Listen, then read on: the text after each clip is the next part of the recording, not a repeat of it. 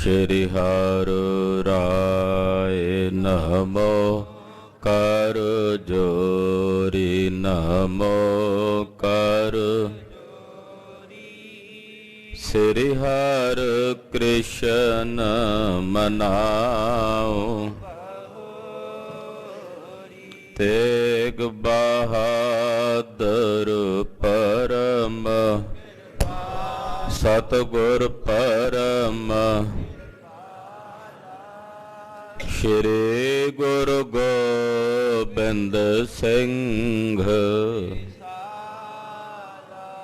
ਤਰੋਂ ਤਰਾ ਪਰ ਪੁਨ ਪੁਨ ਸੀਸਾ ਜੀ ਪੁਨ ਪੁਨ ਸੀਸਾ ਬੰਦੋ ਬਾਰ ਬਾਰ ਜਗਦੀਸਾ ਏਕੰਕਾਰ ਸਤਿਗੁਰੂ ਤੇ ਪ੍ਰਸਾਦ ਸਚ ਹੋਏ। ਵਾਹਿਗੁਰੂ ਜੀ ਕੀ ਫਤਿਹ। ਹੈ ਬੇਗਨ ਬਿਨਾਸਨ ਸੋਏ। ਜਿਸ ਮਹਿ ਅੰਮ੍ਰਿਤ ਗਿਆਨ ਹੈ ਮਾਨਕ ਭਗਤ ਵੈਰਾਗ ਗੁਰੂ ਗ੍ਰੰਥ ਸਾਹਿਬ ਉਦਦ ਬੰਦੋ ਕਰ ਅਨੁਰਾਗ ਗੁਰੂ ਗ੍ਰੰਥ ਸਾਹਿਬ ਉਦਦ ਬੰਦੋ ਕਰ ਅਨੁਰਾਗ। ਸਤਨਾਮ ਸ੍ਰੀ ਵਾਹਿਗੁਰੂ ਸਾਹਿਬ ਜੀ। ਦੋਹਰਾ ਸ੍ਰੀ ਗੁਰ ਹਰਗੋਬਿੰਦ ਜੀ ਉਲੰਘੇ ਪੰਥ ਅਸ਼ੇਖ ਪਹੁੰਚੇ ਗੋਇੰਦਵਾਲ ਤਬ ਚਤੁਰ ਘਟੀ ਦਿਨ ਸ਼ੇਖ। ਵਾਹਿਗੁਰੂ ਜੀ ਕਾ ਖਾਲਸਾ ਵਾਹਿਗੁਰੂ ਜੀ ਕੀ ਫਤਿਹ। ਜੁਗੋ ਜੁਗ ਅਟਲ ਸਤਿਗੁਰੂ ਸ਼ਬਦ ਗੁਰੂ। ਧੰਨ ਧੰਨ ਸ੍ਰੀ ਗੁਰੂ ਗ੍ਰੰਥ ਸਾਹਿਬ ਜੀ ਮਹਾਰਾਜ ਜੀ ਦੀ ਪਵਿੱਤਰ ਪਾਵਨ ਹਜ਼ੂਰੀ 'ਚ ਜੁੜ ਬੈਠੀ ਗੁਰੂ ਕੀ ਸਾਜੀ ਔਰ ਨਵਾਜੀ ਹੋਈ ਗੁਰੂ ਕਾ ਖਾਸ ਰੂਪ ਗੁਰੂ ਖਾਲਸਾ ਸਾਧ ਸੰਗਤ ਜੀਓ ਵੱਡਿਆਂ ਭਾਗਾਂ ਵਾਲੇ ਹੋ।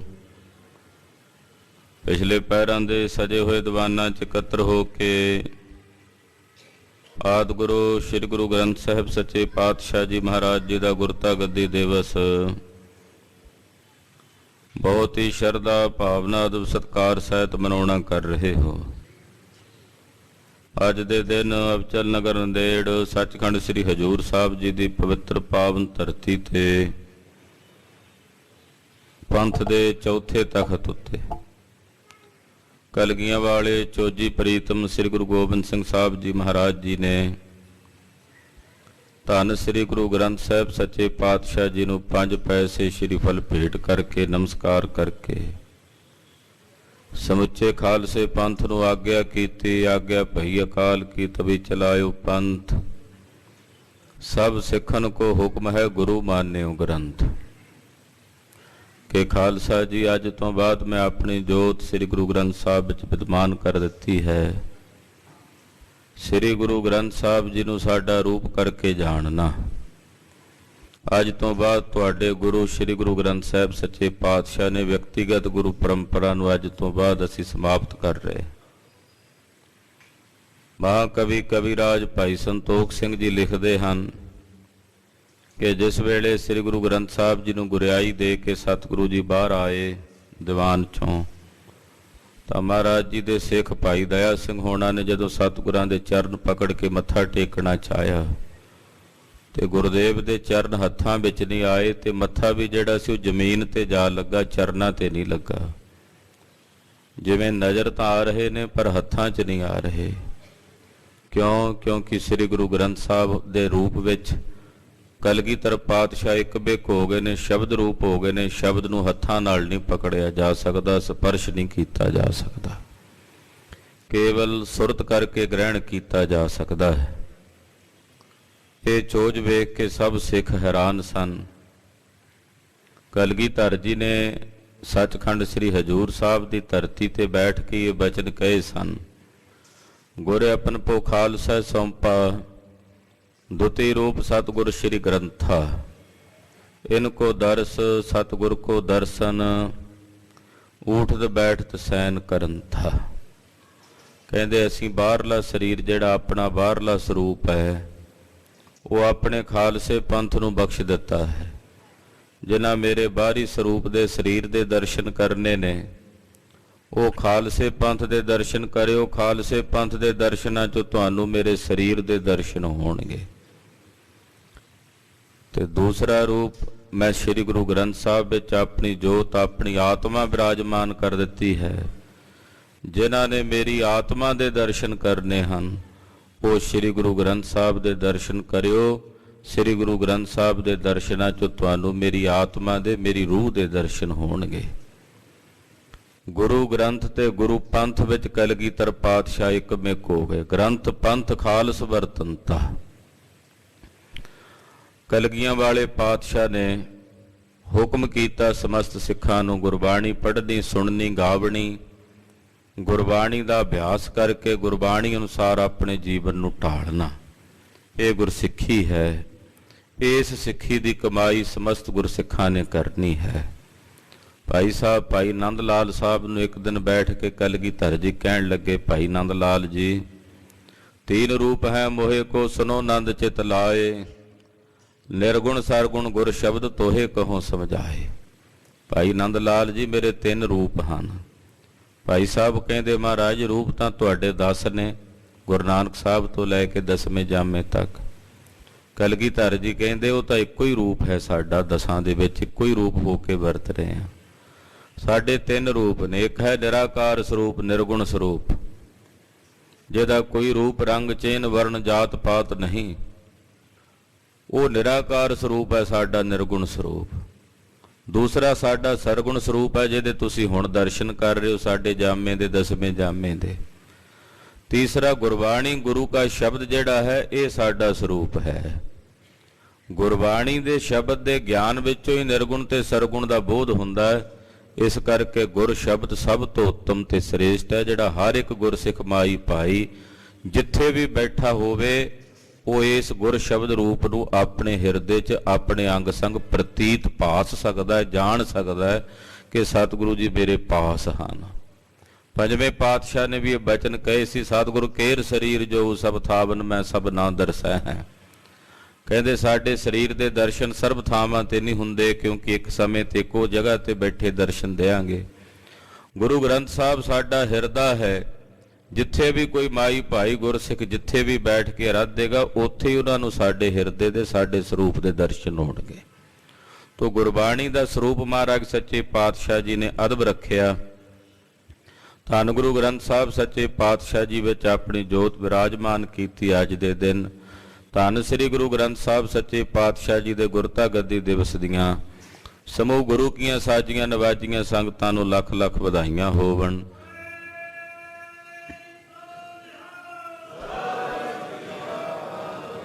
गुरु पातशाह अगे अरजोई करिए कि अमृत बाणी साडे हिरदे च वस जावे, साडे जीवन का आधार गुरु की बाणी बन जावे। मैं गुरबाणी आधार है, गुरबाणी लाग रहाओं वाली खेड साडे अंदर सतगुरु जी वरता देण।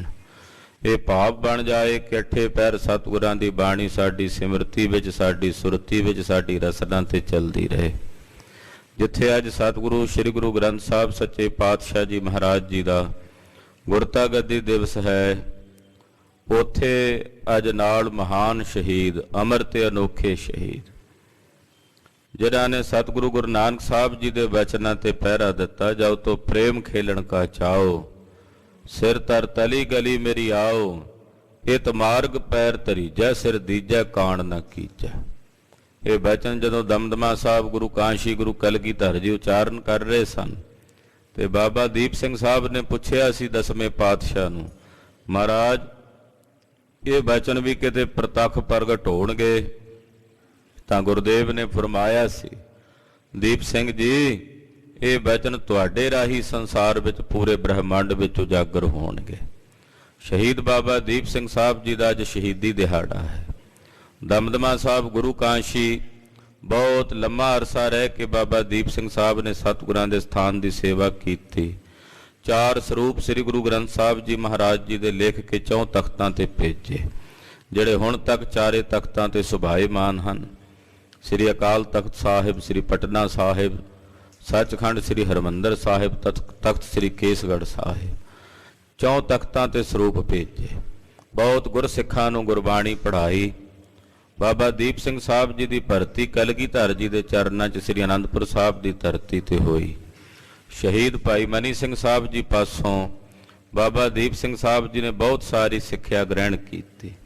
ਗੁਰਬਾਣੀ ਲਿਖਣ ਦੀ ਜਿਹੜੀ ਟ੍ਰੇਨਿੰਗ ਸੀ ਉਹ ਭਾਈ ਮਨੀ ਸਿੰਘ ਸਾਹਿਬ ਦੇ ਪਾਸੋਂ ਬਾਬਾ ਦੀਪ ਸਿੰਘ ਸਾਹਿਬ ਜੀ ਨੇ ਲਈ ਕਿ ਗੁਰਬਾਣੀ ਕਿਵੇਂ ਲਿਖਣੀ ਹੈ। ਤੋਂ ਬਹੁਤ ਵੱਡੀ ਭਾਰੀ ਸੇਵਾ ਨਿਭਾਈ। ਜਦੋਂ ਮਿਸਲਾਂ ਬਣੀਆਂ ਜਥੇਦਾਰ ਨਵਾਬ ਕਪੂਰ ਸਿੰਘ ਸਾਹਿਬ ਜੀ ਦੇ ਸਮੇਂ, ਤਾਂ ਉਸ ਵੇਲੇ ਮਿਸਲਾਂ ਵਿੱਚੋਂ ਸ਼ਹੀਦਾਂ ਦੀ ਮਿਸਲ ਜਿਹੜੀ 12 ਮਿਸਲਾਂ 'ਚੋਂ ਇੱਕ ਮਿਸਲ, ਉਸ ਸ਼ਹੀਦਾਂ ਦੀ ਮਿਸਲ ਦੇ ਆਗੂ ਮਹਾਂਪੁਰਖ ਸ਼ਹੀਦ ਬਾਬਾ ਦੀਪ ਸਿੰਘ ਸਾਹਿਬ ਸਨ।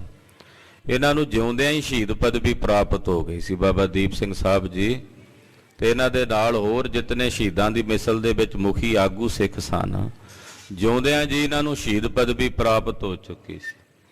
ਔਰ ਸਰੀਰਾਂ ਤੋਂ ਡੇਰੇ ਪਰੇ ਹੁੰਦੇ ਆ ਸ਼ਹੀਦਾਂ ਦੇ, ਉਹ ਇਹਨਾਂ ਸਾਡੇ 5 ਭੌਤਿਕ ਸਰੀਰਾਂ ਵਾਂਗੂ ਜਿਵੇਂ ਅਸੀਂ ਇਹਨਾਂ ਦੇ ਅਧੀਨ ਆ, ਇਹਨਾਂ ਦੇ ਅਧੀਨ ਨਹੀਂ ਰਹਿੰਦੇ, ਇਹਨਾਂ ਤੋਂ ਸੁਤੰਤਰ ਹੋ ਕੇ ਮਹਾਂਪੁਰਖ ਸ਼ਹੀਦ ਵਰਤਦੇ ਹਨ। ਬਾਬਾ ਦੀਪ ਸਿੰਘ ਸਾਹਿਬ ਨੂੰ ਕਿਸੇ ਸਿੱਖ ਨੇ ਆ ਕੇ ਖਬਰ ਦਿੱਤੀ, ਸੱਚਖੰਡ ਸ੍ਰੀ ਹਰਿਮੰਦਰ ਸਾਹਿਬ ਦੀ ਬੇਅਦਬੀ ਕਰ ਰਹੇ ਨੇ ਅਬਦਾਲੀ ਦੇ ਸੂਰਮੇ, ਅਬਦਾਲੀ ਦੀਆਂ ਫੌਜਾਂ। ਵੀਰ ਰਸ ਵਿੱਚ ਆਏ, ਬਜ਼ੁਰਗੀ ਦੀ ਅਵਸਥਾ ਹੈ, ਪਰ ਗੁਰਮੁਖ ਬੁੱਢੇ ਕਦੇ ਨਾਹੀ ਵਾਲੀ ਖੇਡ ਵਿੱਚ ਵਰਤਦੇ। 17 ਸ਼ੇਰ ਦਾ ਖੰਡਾ ਧੋਇਆ ਦਮਦਮਾ ਸਾਹਿਬ ਤੋਂ ਕੁਝ ਸਿੱਖਾਂ ਦਾ ਜਥਾ ਲੈ ਕੇ ਤੁਰੇ। ਤਰਨਤਾਰਨ ਸਾਹਿਬ ਤੱਕ ਆਉਂਦਿਆਂ ਤਕਰੀਬਨ 5000 ਸਿੱਖਾਂ ਦੀ ਫੌਜ, ਸਿੰਘਾਂ ਦੀ ਫੌਜ ਬਾਬਾ ਜੀ ਦੇ ਨਾਲ ਤਿਆਰ ਬਰ ਤਿਆਰ ਹੋ ਗਏ। ਗੁਰਦੁਆਰਾ ਲਕੀਰ ਸਾਹਿਬ ਹੈ ਉੱਥੇ ਤਰਨਤਾਰਨ ਸਾਹਿਬ ਦੇ ਲਾਗੇ, ਖੰਡੇ ਨਾਲ ਲਕੀਰ ਖਿੱਚੀ। ਆਖਿਆ ਉਹੀ ਸਿੱਖ ਅੱਗੇ ਵੱਧ ਕੇ ਆਇਓ ਲਕੀਰ ਟੱਪ ਕੇ, ਜਿਹਨੇ ਸ਼ਹੀਦੀ ਪ੍ਰਾਪਤ ਕਰਨੀ ਹੈ, ਜਿਨ੍ਹਾਂ ਨੂੰ ਜਾਨ ਪਿਆਰੀ ਹੈ, ਟੱਬਰ ਪਰਿਵਾਰ ਪਿਆਰੇ ਨੇ, ਘਰ ਦਾ ਮੋਹ ਹੈ, ਉਹ ਹੁਣੇ ਇੱਥੋਂ ਵਾਪਸ ਜਾ ਸਕਦੇ ਨੇ। ਇਹ ਲਕੀਰ ਟੱਪ ਕੇ ਉਹੀ ਆਇਓ ਜਿਨ੍ਹਾਂ ਨੇ ਸ਼ਹੀਦੀ ਪ੍ਰਾਪਤ ਕਰਨੀ ਹੈ। ਕਹਿੰਦੇ ਉਸ ਵੇਲੇ ਸਾਰੇ ਸਿੰਘ ਕਹਿਣ ਲੱਗੇ, ਬਾਬਾ ਜੀ ਅਸੀਂ ਤਾਂ ਜਿਉਂਦੇ ਹੀ ਇਸ ਕਰਕੇ ਆ ਵੀ ਇੱਕ ਦਿਨ ਸ਼ਹੀਦ ਹੋਵਾਂਗੇ। ਸ਼ਹਾਦਤ ਦਾ ਰੁਤਬਾ ਪ੍ਰਾਪਤ ਕਰਨ ਲਈ ਵਾਸਤੇ ਹੀ ਅਸੀਂ ਜੀਵ ਰਹੇ ਹਾਂ, ਨਹੀਂ ਤਾਂ ਸਾਡਾ ਇਹ ਜੀਵਨ ਕਿਹੜੇ ਕੰਮ। ਨਾਲੇ ਜੀਵਨ ਹੈ ਵੀ ਕਿਹੜੇ ਕੰਮ ਜੇ ਸਾਡੇ ਜਿਉਂਦਿਆਂ ਜੀ ਸਤਿਗੁਰਾਂ ਦੇ ਦਰਬਾਰ ਦੀ, ਸਾਡੇ ਸੁਆਮੀ ਦੇ ਪਾਵਨ ਸਥਾਨ ਦੀ ਬੇਅਦਬੀ ਹੋਵੇ, ਸਾਡੀ ਕਾਹਦੀ ਜ਼ਿੰਦਗੀ। ਇਹੋ ਜਿਹੇ ਜੀਵਨ ਨਾਲੋਂ ਮਰਨਾ ਭਲਾ, ਅਸੀਂ ਸ਼ਹਾਦਤ ਦਾ ਰੁਤਬਾ ਪ੍ਰਾਪਤ ਕਰਾਂਗੇ। ਚੱਲੇ ਹਨ ਚੱਬੇ ਦੇ ਨੇੜੇ ਬਹੁਤ ਭਿਆਨਕ ਘਮਾਸਾਨ ਜੰਗ ਹੋਇਆ। ਇਤਨਾ ਜੰਗ ਕਿ ਜਿੱਥੇ ਗੁਰਦੁਆਰਾ ਟਾਹਲਾ ਸਾਹਿਬ ਹੈ, ਬਹੁਤ ਸੁੰਦਰ ਦਰਬਾਰ ਬਾਬਾ ਦੀਪ ਸਿੰਘ ਸਾਹਿਬ ਜੀ ਦਾ, ਉੱਥੇ ਦਰਸ਼ਨ ਕਰਦੀਆਂ ਹਨ ਸੰਗਤਾਂ। ਬਹੁਤ ਸੋਹਣਾ ਦਰਬਾਰ ਗੁਰਦੁਆਰਾ ਟਾਹਲਾ ਸਾਹਿਬ। ਆਪ ਜੀ ਕਦੇ ਜਾਓ ਤਰਨਤਾਰਨ ਸਾਹਿਬ ਦੇ ਲਾਗੇ, ਜਦੋਂ ਸ੍ਰੀ ਦਰਬਾਰ ਸਾਹਿਬ ਨੂੰ ਜਾਈਏ ਤਰਨਤਾਰਨ ਸਾਹਿਬ ਤੋਂ ਤੇ ਖੱਬੇ ਹੱਥੇ ਅਸਥਾਨ ਹੈ ਗੁਰਦੁਆਰਾ ਟਾਹਲਾ ਸਾਹਿਬ। ਉੱਥੇ ਬਾਬਾ ਦੀਪ ਸਿੰਘ ਸਾਹਿਬ ਜੀ ਦਾ ਇੱਕ ਦੁਸ਼ਮਣ ਨਾਲ ਲੜਦਿਆਂ ਸਿਰ ਧੜ ਤੋਂ ਵੱਖਰਾ ਹੋ ਗਿਆ। ਸਾਂਝੇ 12 'ਚ ਦੁਸ਼ਮਣ ਵੀ ਮਾਰਿਆ ਗਿਆ। ਜਦੋਂ ਸੀਸ ਡਿੱਗਾ ਜ਼ਮੀਨ ਤੇ, ਲਾਗੇ ਸਿੰਘ ਨੇ ਆਖਿਆ, ਬਾਬਾ ਜੀ ਆਪ ਜੀ ਨੇ ਕਿਹਾ ਸੀ ਕਿ ਸੀਸ ਗੁਰੂ ਸਾਹਿਬ ਜੀ ਦੇ ਦਰਬਾਰ 'ਚ ਗੁਰੂ ਰਾਮਦਾਸ ਸਾਹਿਬ ਦੇ ਚਰਨਾਂ 'ਚ ਭੇਟ ਕਰਨਾ ਹੈ। ਅੰਮ੍ਰਿਤਸਰ ਸਾਹਿਬ ਤਾਂ ਇੱਥੋਂ ਹਾਲੇ ਦੂਰ ਹੈ। ਇਹ ਸੁਣਦਿਆਂ ਸੀਸ ਆਪਣੇ ਖੱਬੇ ਹੱਥ ਤੇ ਚੁੱਕ ਕੇ ਖੰਡਾ ਲੈ ਕੇ ਵੈਰੀਆਂ ਨੂੰ ਵੱਢਦੇ ਜਾਂਦੇ ਬਾਬਾ ਦੀਪ ਸਿੰਘ ਸਾਹਿਬ। ਗੁਰੂ ਸਾਹਿਬ ਦੇ ਬਚਨਾਂ ਤੇ ਪੁਰਜਾ ਪੁਰਜਾ ਕੱਟ ਮਰੈ, ਕਭੂ ਨਾ ਛਾੜੈ ਖੇਤ ਜਾਓ ਤੋ ਪ੍ਰੇਮ ਖੇਲਣ ਕਾ ਚਾਓ, ਸਿਰ ਧਰ ਤਲੀ ਗਲੀ ਮੇਰੀ ਆਓ। ਇਹ ਬਚਨ ਪ੍ਰਤੱਖ ਕਰਕੇ ਵਿਖਾਏ। ਤਲੀ ਤੇ ਸਿਰ ਧਰ ਕੇ ਜੰਗ ਦੇ ਮੈਦਾਨ ਵਿੱਚ ਲੜਦੇ ਜਾ ਰਹੇ ਨੇ। ਵੈਰੀਆਂ ਨੇ ਆਪਣੇ ਦੰਦਾਂ ਥੱਲੇ ਉਂਗਲੀਆਂ ਚਬਾਈਆਂ, ਦੰਗ ਰਹਿ ਗਏ ਵੀ ਸਿਰ ਵੱਢੇ ਜਾਣ ਤੋਂ ਬਾਅਦ ਵੀ ਇਹ ਲੜਦੇ ਐ। ਕਿਉਂਕਿ ਖਾਲਸਾ ਜੀ, ਜਿਵੇਂ ਕਿ ਮੈਂ ਪਹਿਲਾਂ ਬੇਨਤੀ ਕੀਤੀ, ਸ਼ਹੀਦ ਸਰੀਰਾਂ ਦੇ ਮੁਤਾਜ ਨਹੀਂ, ਉਹਨਾਂ ਨੂੰ ਸਰੀਰਾਂ ਦੀ ਮੁਤਾਜੀ ਨਹੀਂ ਹੁੰਦੀ, ਉਹ ਸਰੀਰਾਂ ਦੀ ਹਸਤੀ ਤੋਂ ਪਰੇ ਰਹਿੰਦੇ ਐ। ਇਸ ਕਰਕੇ ਉਹਨਾਂ ਦੀ ਹਸਤੀ ਪਹਿਲਾਂ ਵੀ ਸੀ, ਹੁਣ ਵੀ ਹੈ ਤੇ ਆਉਣ ਵਾਲੇ ਸਮੇਂ ਵਿੱਚ ਵੀ ਰਹੇਗੀ, ਕਿਉਂਕਿ ਉਹ ਸਰੀਰ ਧਾਰੀ ਨਹੀਂ ਹਨ। ਉਹ ਅਕਾਲ ਪੁਰਖ ਵਾਹਿਗੁਰੂ ਪਰਮੇਸ਼ਰ ਦੀ ਸੱਤਾ ਨੂੰ ਪ੍ਰਾਪਤ ਕਰਨੇ ਵਾਲੇ ਸदैवी ਹਸਤੀ ਦੇ ਮਾਲਕ ਮਹਾਂਪੁਰਖ ਹਨ।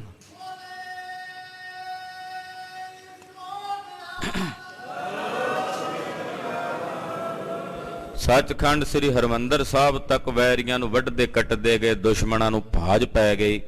ਦਰਬਾਰ ਸਾਹਿਬ ਦੀ ਪਰਿਕਰਮਾ ਵਿੱਚ ਜਾ ਕੇ ਬਾਬਾ ਜੀ ਨੇ ਆਪਣਾ ਸੀਸ ਟਿਕਾਇਆ, ਨਮਸਕਾਰ ਕੀਤੀ ਔਰ ਆਪਣਾ ਬਚਨ ਪੂਰਾ ਕੀਤਾ।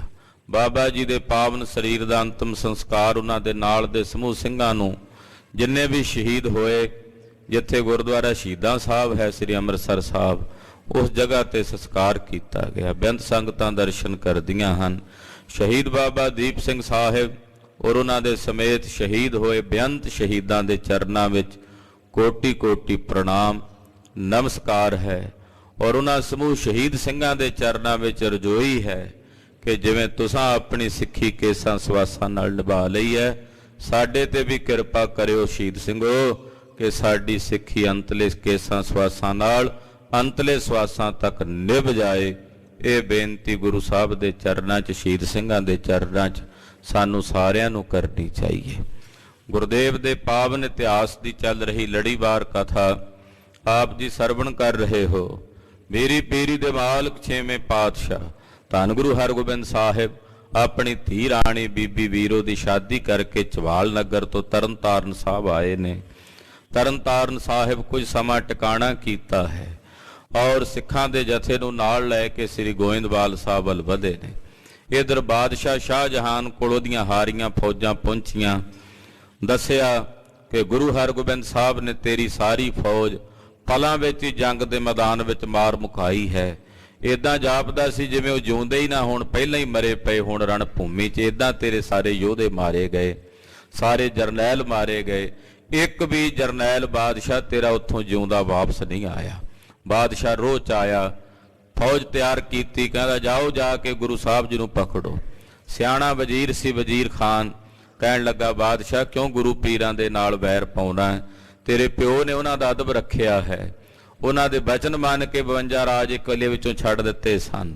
ਸਾਰੀ ਜ਼ਿੰਦਗੀ ਮਹਾਰਾਜ ਜੀ ਦੇ ਅਧੀਨ ਹੋ ਕੇ ਰਿਹਾ, ਸਤਿਗੁਰੂ ਜੀ ਉਹਦੇ ਨਾਲ ਪ੍ਰੇਮ 'ਚ ਰਹੇ ਹੈ।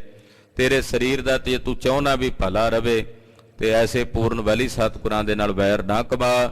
ਜੇ ਉਹ ਬਚਨ ਵੀ ਕਰ ਦੇਣ ਤੇ ਬਚਨਾਂ ਨਾਲ ਹੀ ਤੈਨੂੰ ਗਰਕ ਕਰ ਸਕਦੇ ਆ। ਇਹ ਸੁਣਦਿਆਂ ਬਾਦਸ਼ਾਹ ਦਾ ਮਨ ਥੋੜਾ ਨਰਮ ਹੋ ਗਿਆ। ਨਾਲੇ ਪਤਾ ਲੱਗਾ ਵੀ ਸਤਿਗੁਰੂ ਜੀ ਇਸ ਵੇਲੇ ਅੰਮ੍ਰਿਤਸਰ ਸਾਹਿਬ ਨਹੀਂ ਹਨ, ਉਹ ਕਿਤੇ ਚਲੇ ਗਏ ਨੇ। ਪਿੱਛੇ ਫੌਜਾਂ ਜਾਣਗੀਆਂ ਸਰਕਾਰੀ, ਪਿੱਛੇ ਪਿੱਛੇ ਜਾਣਗੇ, ਨਗਰ ਪਿੰਡ ਉਜੜਨਗੇ, ਸਾਰੇ ਨਗਰ ਵਿੱਚ ਸਾਰੇ ਦੇਸ਼ ਵਿੱਚ ਰੌਲਾ ਪਵੇਗਾ, ਫਤੂਰ ਪਵੇਗਾ। ਇਹਦੇ ਨਾਲੋਂ ਚੰਗਾ ਹੈ ਸ਼ਾਂਤੀ ਕਰ ਲੈਣੀ ਚਾਹੀਏ।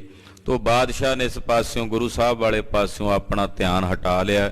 ਛੇਵੇਂ ਪਾਤਸ਼ਾਹ ਗੁਰੂ ਹਰਗੋਬਿੰਦ ਸਾਹਿਬ ਤਰਨਤਾਰਨ ਸਾਹਿਬ ਤੋਂ ਚਾਲਾ ਮਾਰ ਕੇ ਗੋਇੰਦਵਾਲ ਸਾਹਿਬ ਆ ਰਹੇ ਨੇ। ਆਓ ਮਨ ਬਿਰਤੀਆਂ ਇਕਾਗਰ ਕਰਕੇ ਛੇਵੇਂ ਪਾਤਸ਼ਾਹ ਸਤਿਗੁਰਾਂ ਦਾ ਪਵਿੱਤਰ ਇਤਿਹਾਸ। ਪੰਜ ਪਿਆਲੇ ਪੰਜ ਪੀਰ, ਛਠਮ ਪੀਰ ਬੈਠਾ ਗੁਰ ਭਾਰੀ, ਅਰਜਨ ਕਾਇਆ ਪਲਟ ਕੈ ਮੂਰਤ ਹਰਗੋਬਿੰਦ ਸਵਾਰੀ, ਚੱਲੀ ਪੀੜੀ ਸੋਢੀਆਂ ਰੂਪ ਦਿਖਾਵਣ ਵਾਰੋ ਵਾਰੀ, ਦਲ ਭੰਜਨ ਗੁਰ ਸੂਰਮਾ ਵੱਡ ਜੋਧਾ ਬੋ ਪਰਉਪਕਾਰੀ। ਸਤਿਗੁਰੂ ਛੇਵੇਂ ਪਾਤਸ਼ਾਹ ਦੀਨ ਦੁਨੀ ਦਾ ਪਾਤਸ਼ਾਹ, ਪਾਤਸ਼ਾਹਾਂ ਪਾਤਸ਼ਾਹ ਅਡੋਲਾ। ਗੁਰਦੇਵ ਦੇ ਚਰਨਾਂ 'ਚ ਆਪਣੀ ਹਾਜ਼ਰੀ ਲਵਾਓ। ਸਮੂਹ ਮਾਈ ਭਾਈ ਗੱਜ ਵੱਜ ਕੇ ਆਖੋ ਜੀ ਸਤਨਾਮ ਸ੍ਰੀ ਵਾਹਿਗੁਰੂ ਸਾਹਿਬ ਜੀ। ਸਤਨਾਮ ਸ੍ਰੀ ਵਾਹਿਗੁਰੂ ਸਾਹਿਬ। ਦੋਹਰਾ ਸ੍ਰੀ ਗੁਰੂ ਹਰਗੋਬਿੰਦ ਜੀ ਉਲੰਘੇ ਪੰਥ ਅਸ਼ੇਖ। ਧੰਨ ਗੁਰੂ ਹਰਗੋਬਿੰਦ ਸਾਹਿਬ ਛੇਵੇਂ ਪਾਤਸ਼ਾਹ ਜੀ ਮਹਾਰਾਜ ਜੀ ਨੇ ਸ੍ਰੀ ਤਰਨਤਾਰਨ ਸਾਹਿਬ ਤੋਂ ਪੈਂਡਾ ਤੈਅ ਕੀਤਾ। ਗੋਇੰਦਵਾਲ ਸਾਹਿਬ ਤੱਕ ਜਿੰਨਾ ਵੀ ਰਸਤਾ ਸੀ ਉਹ ਤੈਅ ਕਰਕੇ ਆਏ ਹਨ। ਪਹੁੰਚੇ ਗੋਇੰਦਵਾਲ ਤਬ ਚਤੁਰ ਘਟੀ ਦਿਨ ਸ਼ੇਖ।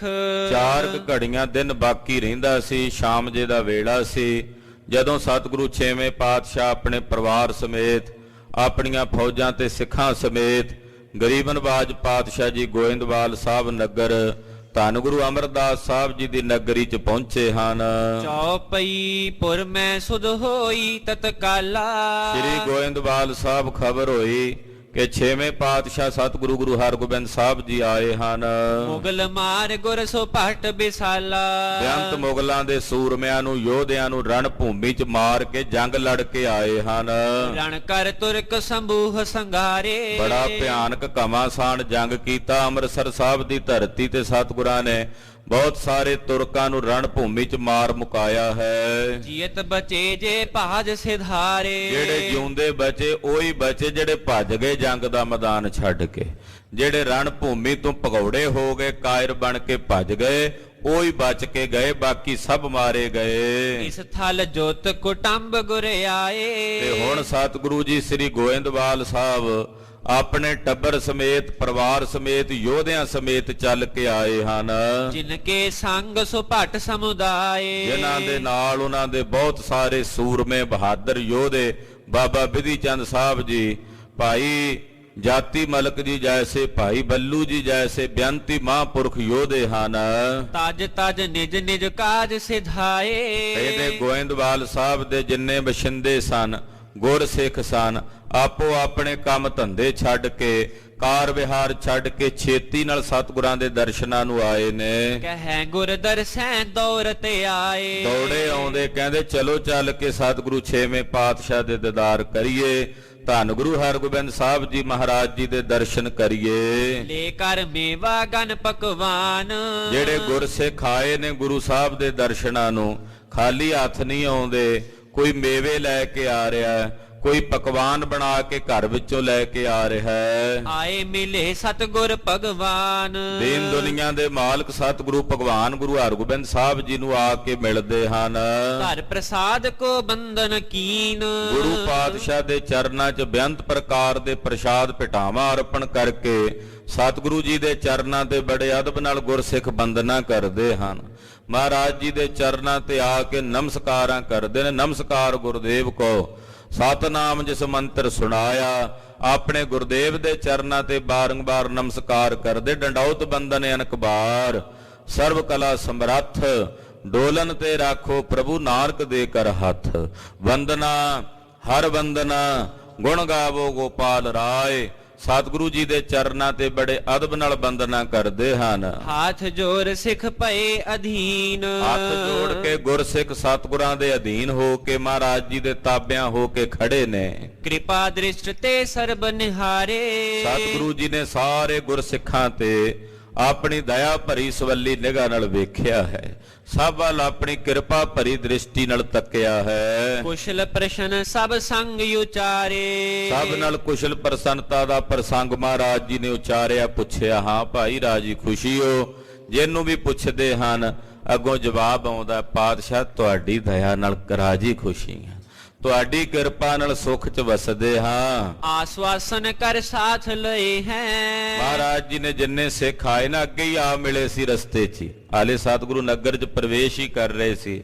ਉਹਨਾਂ ਸਾਰੇ ਸਿੱਖਾਂ ਨੂੰ ਨਾਲ ਲੈ ਕੇ ਸਤਿਗੁਰੂ ਨਗਰੀ 'ਚ, ਧੰਨ ਗੁਰੂ ਅਮਰਦਾਸ ਸਾਹਿਬ ਜੀ ਦੀ ਪਵਿੱਤਰ ਨਗਰੀ 'ਚ ਪ੍ਰਵੇਸ਼ ਕਰ ਰਹੇ ਨੇ। ਪ੍ਰਥਮ ਬਾਵਲੀ ਨਿਕਟ ਗਏ ਹੈ। ਸਤਿਗੁਰੂ ਜੀ ਚੱਲ ਕੇ ਪਹਿਲਾਂ 84 ਪੌੜੀਆਂ ਵਾਲੀ ਗੁਰਦੇਵ ਦੀ ਰਚੀ ਹੋਈ ਪਾਵਨ ਬੌਲੀ ਸਾਹਿਬ ਦੇ ਪਾਸ ਆਏ ਹਨ।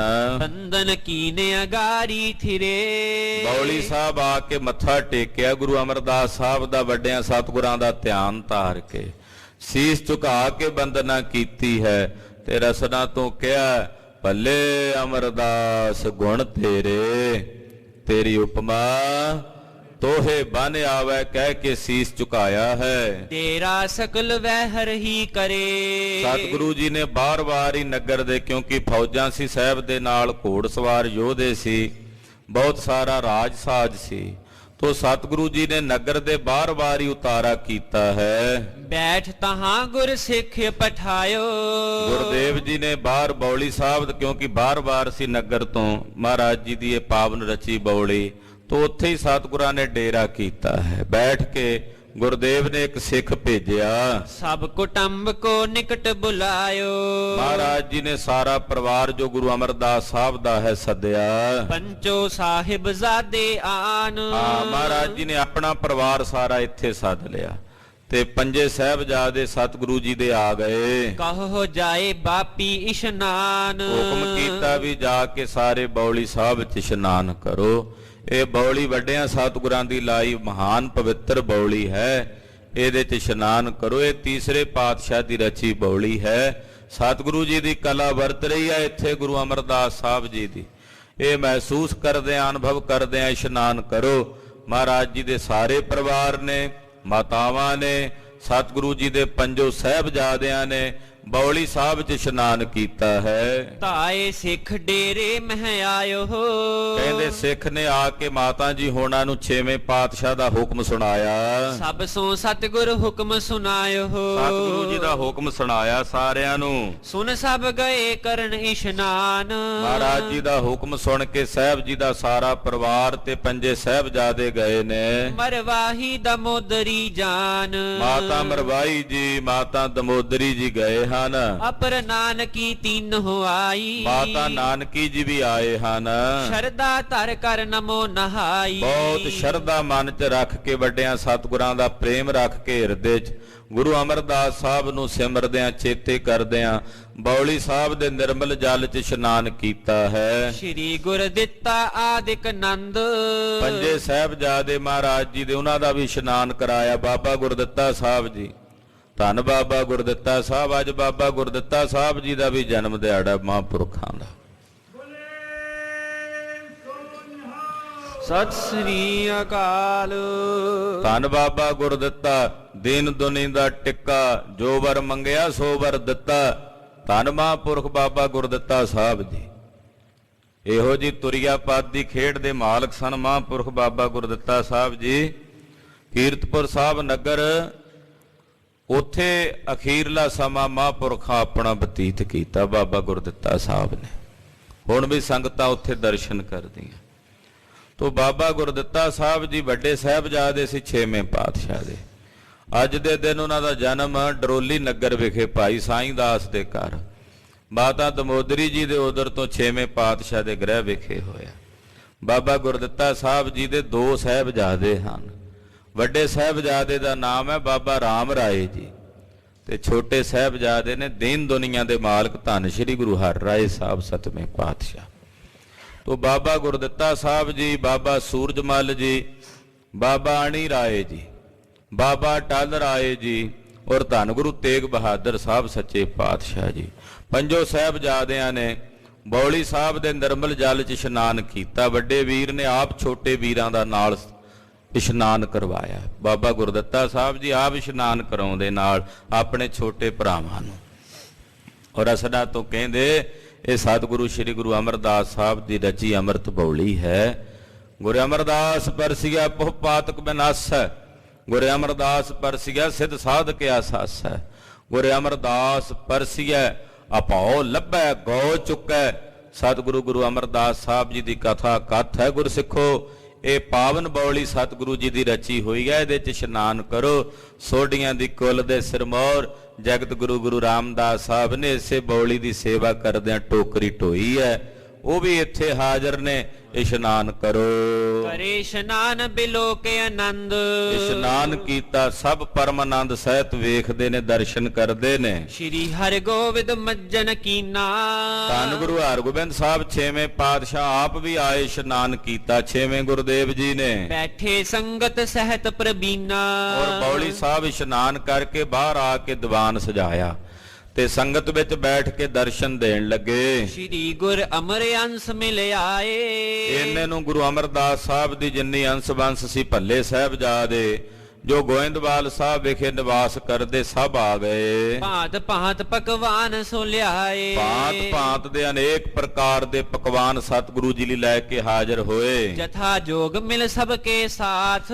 ਜਥਾ ਯੋਗ ਸਤਿਗੁਰੂ ਜੀ ਸਭ ਨੂੰ ਮਿਲੇ ਨੇ। ਜਿੰਨੇ ਭੱਲੇ ਸਾਹਿਬਜ਼ਾਦੇ ਆਏ, ਪਰਿਵਾਰ ਆਇਆ, ਸਭ ਨੂੰ ਮਹਾਰਾਜ ਜੀ ਮਿਲੇ ਹਨ।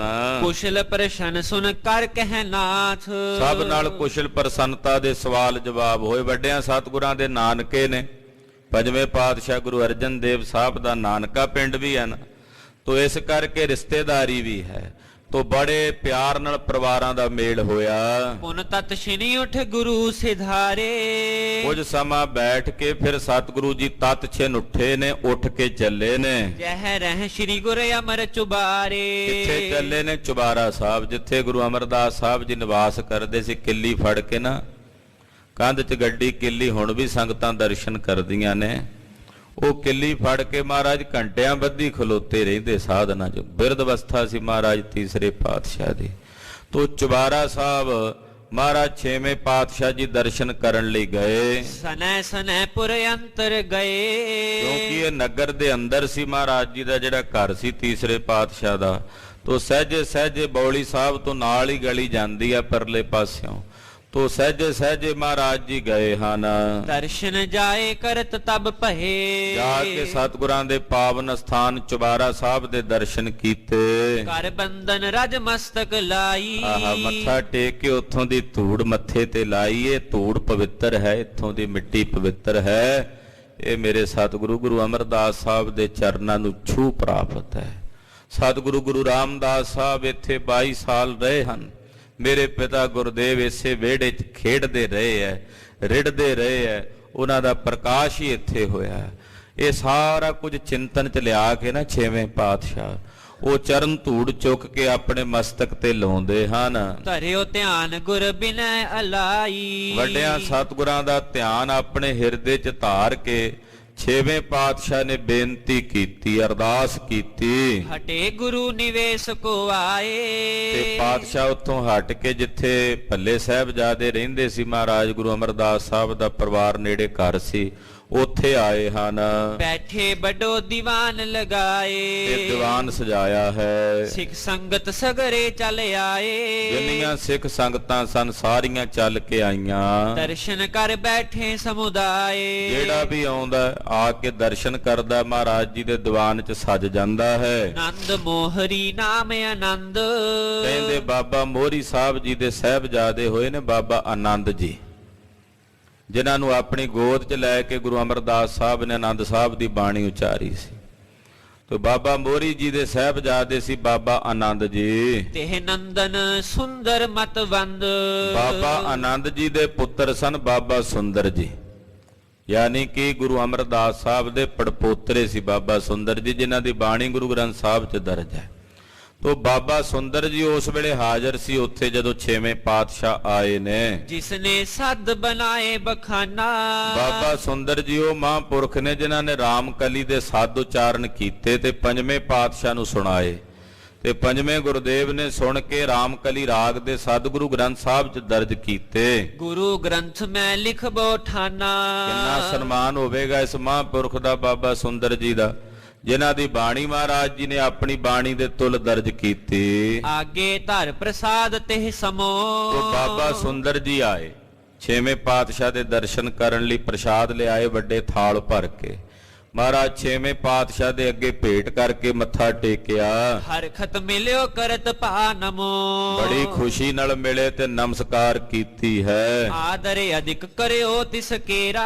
ਬੜਾ ਆਦਰ ਕੀਤਾ ਸਤਿਗੁਰਾਂ ਨੇ, ਬੜਾ ਸਨਮਾਨ ਕੀਤਾ ਬਾਬਾ ਸੁੰਦਰ ਜੀ ਦਾ। ਕਰ ਉਰ ਪ੍ਰੇਮ ਦਰਸ਼ ਗੁਰ ਹੇਰਾ। ਮਹਾਰਾਜ ਜੀ ਨਾਲ ਬੜਾ ਭਾਰੀ ਪ੍ਰੇਮ ਕਰਕੇ ਬਾਬਾ ਸੁੰਦਰ ਜੀ ਨੇ ਸਤਿਗੁਰਾਂ ਦੇ ਦਰਸ਼ਨ ਕੀਤੇ। ਬੈਠ ਨਿਕਟ ਕੇ ਤਿਕ ਚਿਰ ਪਾਛੇ। ਤੇ ਕੁਝ ਸਮਾਂ ਬੈਠੇ ਤੇ ਕੁਝ ਸਮੇਂ ਤੋਂ ਬਾਅਦ ਹੱਥ ਜੋੜ ਬੋਲਿਓ ਬਚ ਆਛੇ। ਬਾਬਾ ਸੁੰਦਰ ਜੀ ਨੇ ਹੱਥ ਜੋੜੇ ਤੇ ਬੜੇ ਬਨਿਮਰ ਭਾਵ ਨਾਲ ਸਤਿਗੁਰਾਂ ਨੂੰ ਬੇਨਤੀ ਕਰਦਿਆਂ ਕਹਿਣ ਲੱਗੇ, ਪੰਚੋ ਪਾਤਸ਼ਾਹ ਗੁਰ ਪੂਰੇ। ਕਹਿਣ ਲੱਗੇ ਮਹਾਰਾਜ ਛੇਵੇਂ ਪਾਤਸ਼ਾਹ ਆਪ ਜੀ ਤੋਂ ਪਹਿਲਾਂ ਜਿਹੜੀਆਂ 5 ਪਾਤਸ਼ਾਹੀਆਂ ਹਨ, ਸ਼ਾਂਤ ਬਿਰਤੀ ਜਿਨ ਕੀ ਨਿਤ ਰੂਰੇ। ਉਹਨਾਂ ਨੇ ਸਦਾ ਸ਼ਾਂਤ ਬਿਰਤੀ ਰੱਖੀ ਹੈ, ਉਹ ਸਦਾ ਸ਼ਾਂਤ ਰਸ ਵਿੱਚ ਹੀ ਵਰਤੇ ਹਨ। ਐਸੋ ਸਿੱਖਣ ਕੋ ਉਪਦੇਸ਼। ਤੇ ਜਿਵੇਂ ਉਹ ਆਪ ਸ਼ਾਂਤ ਰਸ ਵਿੱਚ ਵਰਤੇ, ਉਦਾਂ ਉਹਨਾਂ ਨੇ ਆਪਣੇ ਸਿੱਖਾਂ ਨੂੰ ਵੀ ਸ਼ਾਂਤ ਰਸ ਵਿੱਚ ਹੀ ਰਹਿਣ ਦਾ ਉਪਦੇਸ਼ ਦਿੱਤਾ।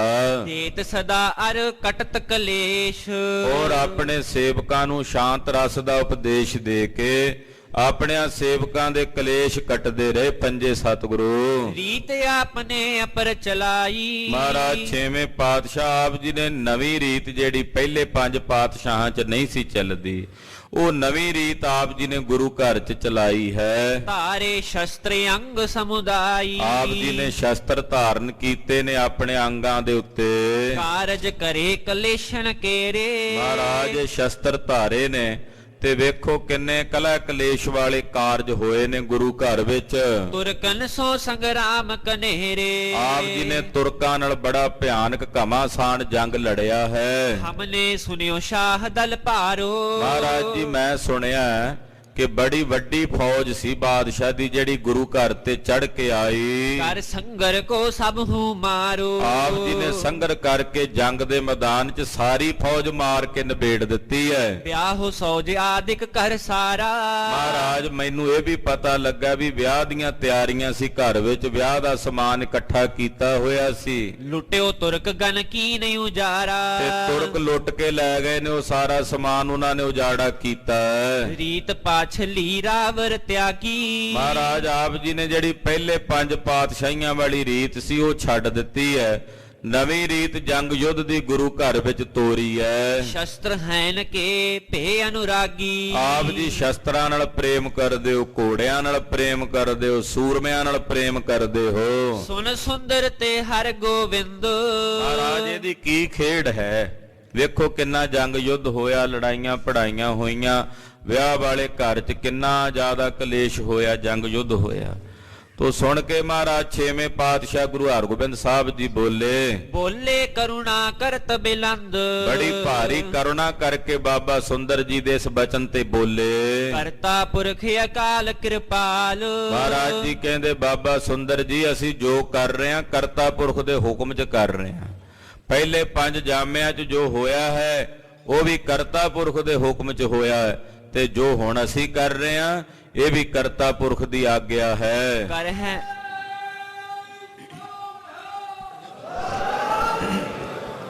ਕਰ ਹੈ ਸੋ ਹਮ ਤਿਨ ਆਗਿਆ ਨਾਲ। ਅਸੀਂ ਅਕਾਲ ਪੁਰਖ ਦੀ ਆਗਿਆ ਨਾਲ ਹੀ ਕਰਦੇ ਹਾਂ ਜੋ ਕਰਦੇ ਹਾਂ। ਜਿਮ ਰਜਾਏ ਤਿਮ ਹੀ ਬਨ ਆਵੇ। ਜਿਵੇਂ ਉਹਦੀ ਰਜਾ ਉਦਾਂ ਬਣ ਆਉਂਦਾ ਹੈ, ਸਾਡੇ ਵੱਸ ਥੋੜੀ ਹੈ। ਇਹ ਤਾਂ ਅਕਾਲ ਪੁਰਖ ਦਾ ਹੁਕਮ ਹੀ ਵਰਤ ਰਿਹਾ ਹੈ। ਤੁਰਕਨ ਬ੍ਰਿੰਦ ਬਿਨਾਸ਼ਨ ਭਾਵੈ। ਅਕਾਲ ਪੁਰਖ ਨੂੰ ਪਾਉਂਦਾ ਹੈ ਇਹਨਾਂ ਮਲੇਛਾਂ ਦੀ ਸਫਾ ਉਠਾਉਣੀ ਹੈ। ਇਹ ਪਰਮੇਸ਼ਰ ਨੂੰ ਪਾਉਂਦਾ ਹੈ ਕਿ ਆ ਜਿਹੜੇ ਮਲੇਛ ਰਾਜ ਕਰ ਰਹੇ ਨੇ ਤੁਰਕ, ਇਹਨਾਂ ਦਾ ਰਾਜ ਉੱਠ ਜਾਏ, ਇਹਨਾਂ ਦੀ ਮਲੇਛਾਂ ਦੀ ਸਫਾ ਉੱਠ ਜਾਏ। ਭਏ ਨਿਚਿੰਤ ਪਾਪ ਕੋ ਲਾਗੇ। ਇਹ ਨਿਸ਼ਚਿੰਤ ਹੋ ਕੇ ਪਾਪ ਕਰ ਰਹੇ ਨੇ ਮਲੇਛ, ਪਾਪਾਂ ਵਿੱਚ ਪ੍ਰਵਿਰਤ ਹੋ ਰਹੇ ਨੇ, ਇਹਨਾਂ ਨੂੰ ਕੋਈ ਫਿਕਰ ਨਹੀਂ। ਏਡੇ ਏਡੇ ਪਾਪ ਕੀਤੇ ਇਹਨਾਂ ਨੇ, 5ਵੇਂ ਪਾਤਸ਼ਾਹ ਨੂੰ ਤਤੀਆਂ ਤਵੀਆਂ ਤੇ ਬਿਠਾਇਆ। ਬੜੇ ਬੜੇ ਜਰਵਾਣਿਆਂ ਵਾਲੇ ਕੰਮ ਇਹਨਾਂ ਮਲੇਛਾਂ ਨੇ ਕੀਤੇ ਨੇ। ਛਿਤ ਪਰ ਭਾਰ ਗਈ ਪ੍ਰਭ ਆਗੇ। ਹੁਣ ਧਰਤੀ ਇੰਨੀ ਜ਼ਿਆਦਾ ਇਹਨਾਂ ਪਾਪੀਆਂ ਦੇ ਪਾਪ ਕਰਕੇ ਭਾਰੀ ਹੋਈ ਕਿ ਉਹਨੇ ਅਕਾਲ ਪੁਰਖ ਅੱਗੇ ਫਰਿਆਦ ਕੀਤੀ, ਪਰਮੇਸ਼ਰ ਅੱਗੇ ਅਰਜ਼ੋਈ ਕੀਤੀ। ਅਬ ਹਮ ਸਨੈ ਸਨੈ ਸਭ ਰਾਜ। ਅਕਾਲ ਪੁਰਖ ਨੇ ਆਗਿਆ ਸਾਨੂੰ ਕੀਤੀ ਹੈ ਕਿ ਧਰਤੀ ਦਾ ਭਾਰ ਨਿਵਾਰਨਾ ਹੈ, ਇਸ ਕਰਕੇ ਸਹਿਜੇ ਸਹਿਜੇ ਅਸੀਂ ਇਹ ਸ਼ੁਰੂਆਤ ਕਰ ਦਿੱਤੀ ਹੈ। ਕਰ ਹੈ ਬਿਨਾਸ਼ਨ ਸਕਲ ਸਮਾਜ। ਇਹ ਅੱਜ ਹੀ ਨਹੀਂ ਸ਼ੁਰੂਆਤ ਅਸੀਂ ਕੀਤੀ, ਪਰ ਹਾਲੇ ਸਹਿਜੇ ਸਹਿਜੇ ਇਹਨਾਂ ਤੁਰਕਾਂ ਦਾ ਮਲੇਛਾਂ ਦਾ ਰਾਜ ਸਮਾਪਤ ਹੋਵੇਗਾ। ਇਹਨਾਂ ਦੀ ਸਫਾ ਉੱਠ ਗਈ, ਸਫਾ ਮਲੇਛ ਕੀ। ਕਰ ਕੂੜਾ ਪਾਸਾਰ ਡੰਕਾ ਬਾਜਿਆ ਫਤਿਹਗਾ ਨੇਹ ਕਲੰਕ ਅਵਤਾਰ। ਉਹ ਹੋਵੇਗਾ, ਇਹਨਾਂ ਦੀ ਮਲੇਛਾਂ ਦੀ ਸਫਾ ਉੱਠੇਗੀ। ਨਿਜ ਸਿੱਖਿਆਨ ਕੋ ਸਗਰੋ ਦੈ ਹੈ। ਔਰ ਇਹਨਾਂ ਕੋਲੋਂ ਸਾਰਾ ਰਾਜ ਭਾਗ ਖੋ ਕੇ ਅਸੀਂ ਆਪਣੇ ਸਿੱਖਾਂ ਨੂੰ ਬਖਸ਼ਾਂਗੇ। ਖਾਲਸਾ ਜੀ ਇਹ ਬਚਨ ਉਸ ਵੇਲੇ ਸਾਹਿਬ ਕਰ ਰਹੇ ਨੇ ਜਦੋਂ ਮੁਗਲਾਂ ਦੇ ਰਾਜ ਦੀ ਤੂਤੀ ਬੋਲਦੀ ਸੀ। ਕੋਈ ਬੰਦਾ ਅੰਦਾਜ਼ਾ ਵੀ ਨਹੀਂ ਸੀ ਲਾ ਸਕਦਾ ਵੀ ਇਹਨਾਂ ਦਾ ਰਾਜ ਜਾਏਗਾ, ਵੀ ਇਹਨਾਂ ਦਾ ਰਾਜ ਖਤਮ ਹੋਵੇਗਾ।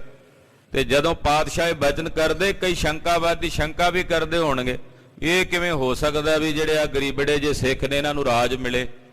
ਕਈ ਬਰਾਦਰੀਆਂ ਦੇ ਇਕੱਠੇ ਕੀਤੇ ਹੋਏ ਜਿਨ੍ਹਾਂ ਦੇ ਪਿਓ ਦਾਦਿਆਂ 'ਚ ਕਦੇ ਕਿਸੇ ਰਾਜ ਨਹੀਂ ਕੀਤਾ, ਪਰ 6ਵੇਂ ਪਾਤਸ਼ਾਹ ਜਾਣਦੇ ਸਨ ਕਿ ਇਹਨਾਂ ਦਾ ਰਾਜ ਅਸੀਂ ਖੋਹ ਕੇ ਆਪਣੇ ਸਿੱਖਾਂ ਨੂੰ ਰਾਜ ਦੇਣਾ ਹੈ ਧਰਤੀ ਦਾ, ਹਲੇਮੀ ਰਾਜ ਕਰਨ ਵਾਸਤੇ।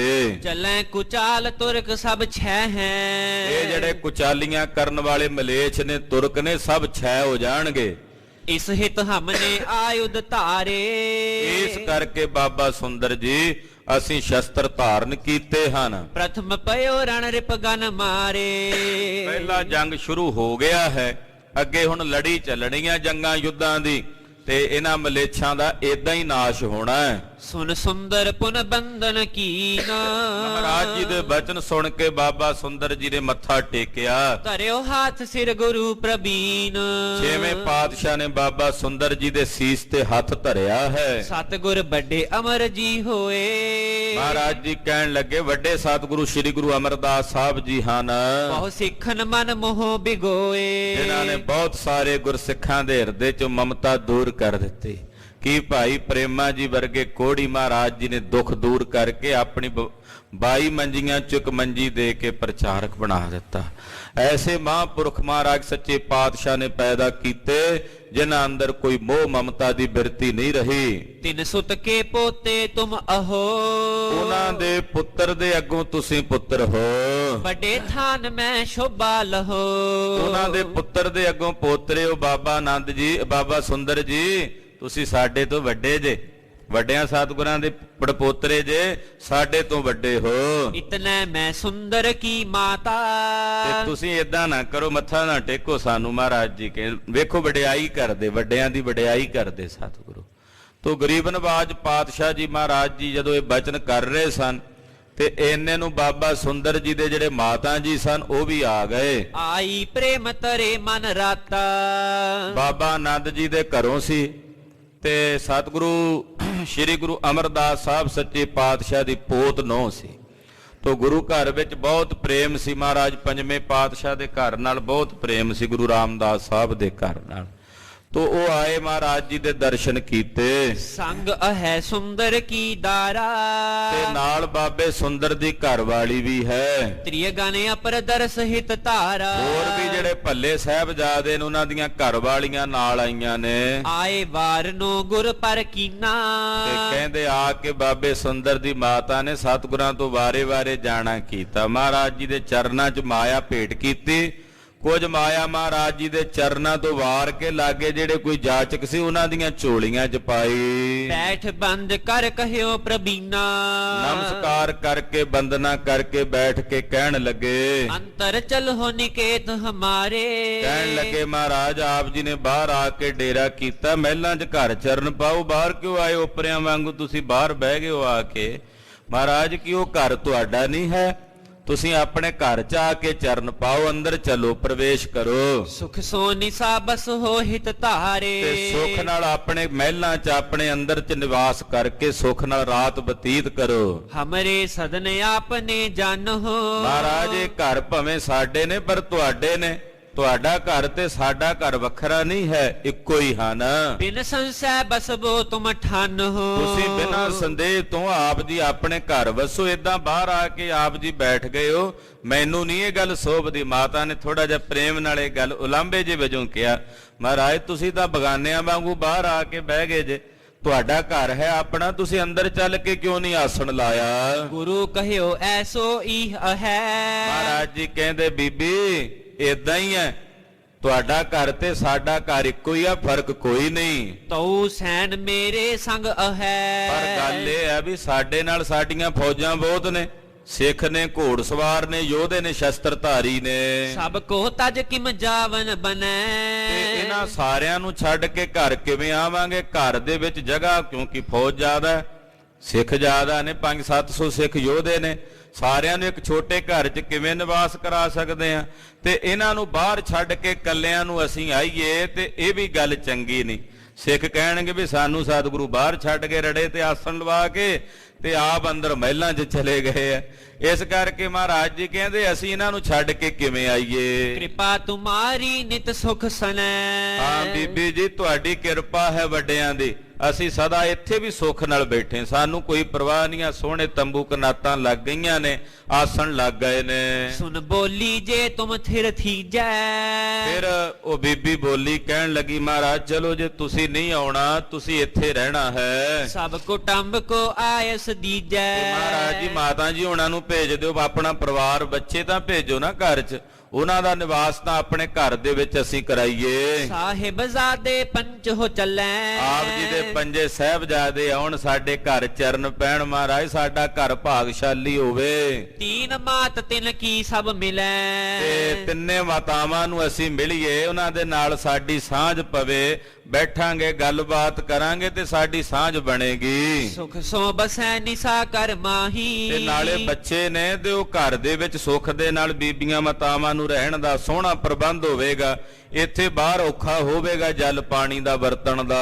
ਪਾਲਿਕ ਅਹੈ ਵਹਿ ਰਹਿ ਨਾਹੀ, ਤੇ ਬੱਚੇ ਨੇ ਇੱਥੇ ਬਾਹਰ ਰਹਿਣਾ ਠੀਕ ਨਹੀਂ ਹੈ। ਢੇਰ ਪ੍ਰੇਮ ਕੋ ਸਤਿਗੁਰ ਭਾਖਾ, ਜਦੋਂ ਮਾਤਾ ਨੇ ਬਾਬਾ ਸੁੰਦਰ ਜੀ ਦੇ ਮਾਤਾ ਜੀ ਨੇ ਉਹ ਬੇਨਤੀ ਕੀਤੀ ਉਹਨਾਂ ਦਾ ਪ੍ਰੇਮ ਵੇਖ ਕੇ ਛੇਵੇਂ ਪਾਤਸ਼ਾਹ ਬੋਲੇ, लेकर जाहूं जे आसे अभिलाखा। ਕਹਿੰਦੇ ਚੰਗਾ ਬੀਬੀ ਜੀ, ਜੇ ਤੁਹਾਡੇ ਮਨ ਦੀ ਅਭਿਲਾਖ ਹੈ ਤੇ ਤੁਸੀਂ ਪਰਿਵਾਰ ਜਿਹੜਾ ਮਹਿਲ ਸਾਹਿਬਜ਼ਾਦੇ ਇਹਨਾਂ ਨੂੰ ਨਾਲ ਲੈ ਜਾਓ। सुनिया इसको तत्क्षण गई। ਮਹਾਰਾਜ ਜੀ ਦੀ ਆਗਿਆ ਸੁਣ ਕੇ ਉਸੇ ਵੇਲੇ ਗਏ, गुर कुटुंब को देखत पई। ਜਾ ਕੇ ਸਤਿਗੁਰਾਂ ਦੇ ਪਰਿਵਾਰ ਦੇ ਦਰਸ਼ਨ ਕੀਤੇ।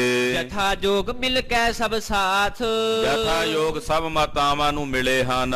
उन पाखी आयस गुरनाथ। ਫਿਰ ਗੁਰੂ ਸਾਹਿਬ ਦੀ ਆਗਿਆ ਸੁਣਾਈ, ਮਾਤਾ ਜੀ ਤੁਸੀਂ ਏਦਾਂ ਬਾਹਰ ਨਹੀਂ ਡੇਰਾ ਕਰਨਾ, ਗੁਰੂ ਸਾਹਿਬ ਕੋਲੋਂ ਮੈਂ ਆਗਿਆ ਲੈ ਲਈ ਹੈ, ਤੁਸੀਂ ਘਰ ਚੱਲੋ ਸਾਡੇ ਨਾਲ, ਅੰਦਰ ਘਰ ਦੇ ਵਿੱਚ ਚੱਲ ਕੇ ਨਿਵਾਸ ਕਰੋ। ले सबको निज संग सिधारी।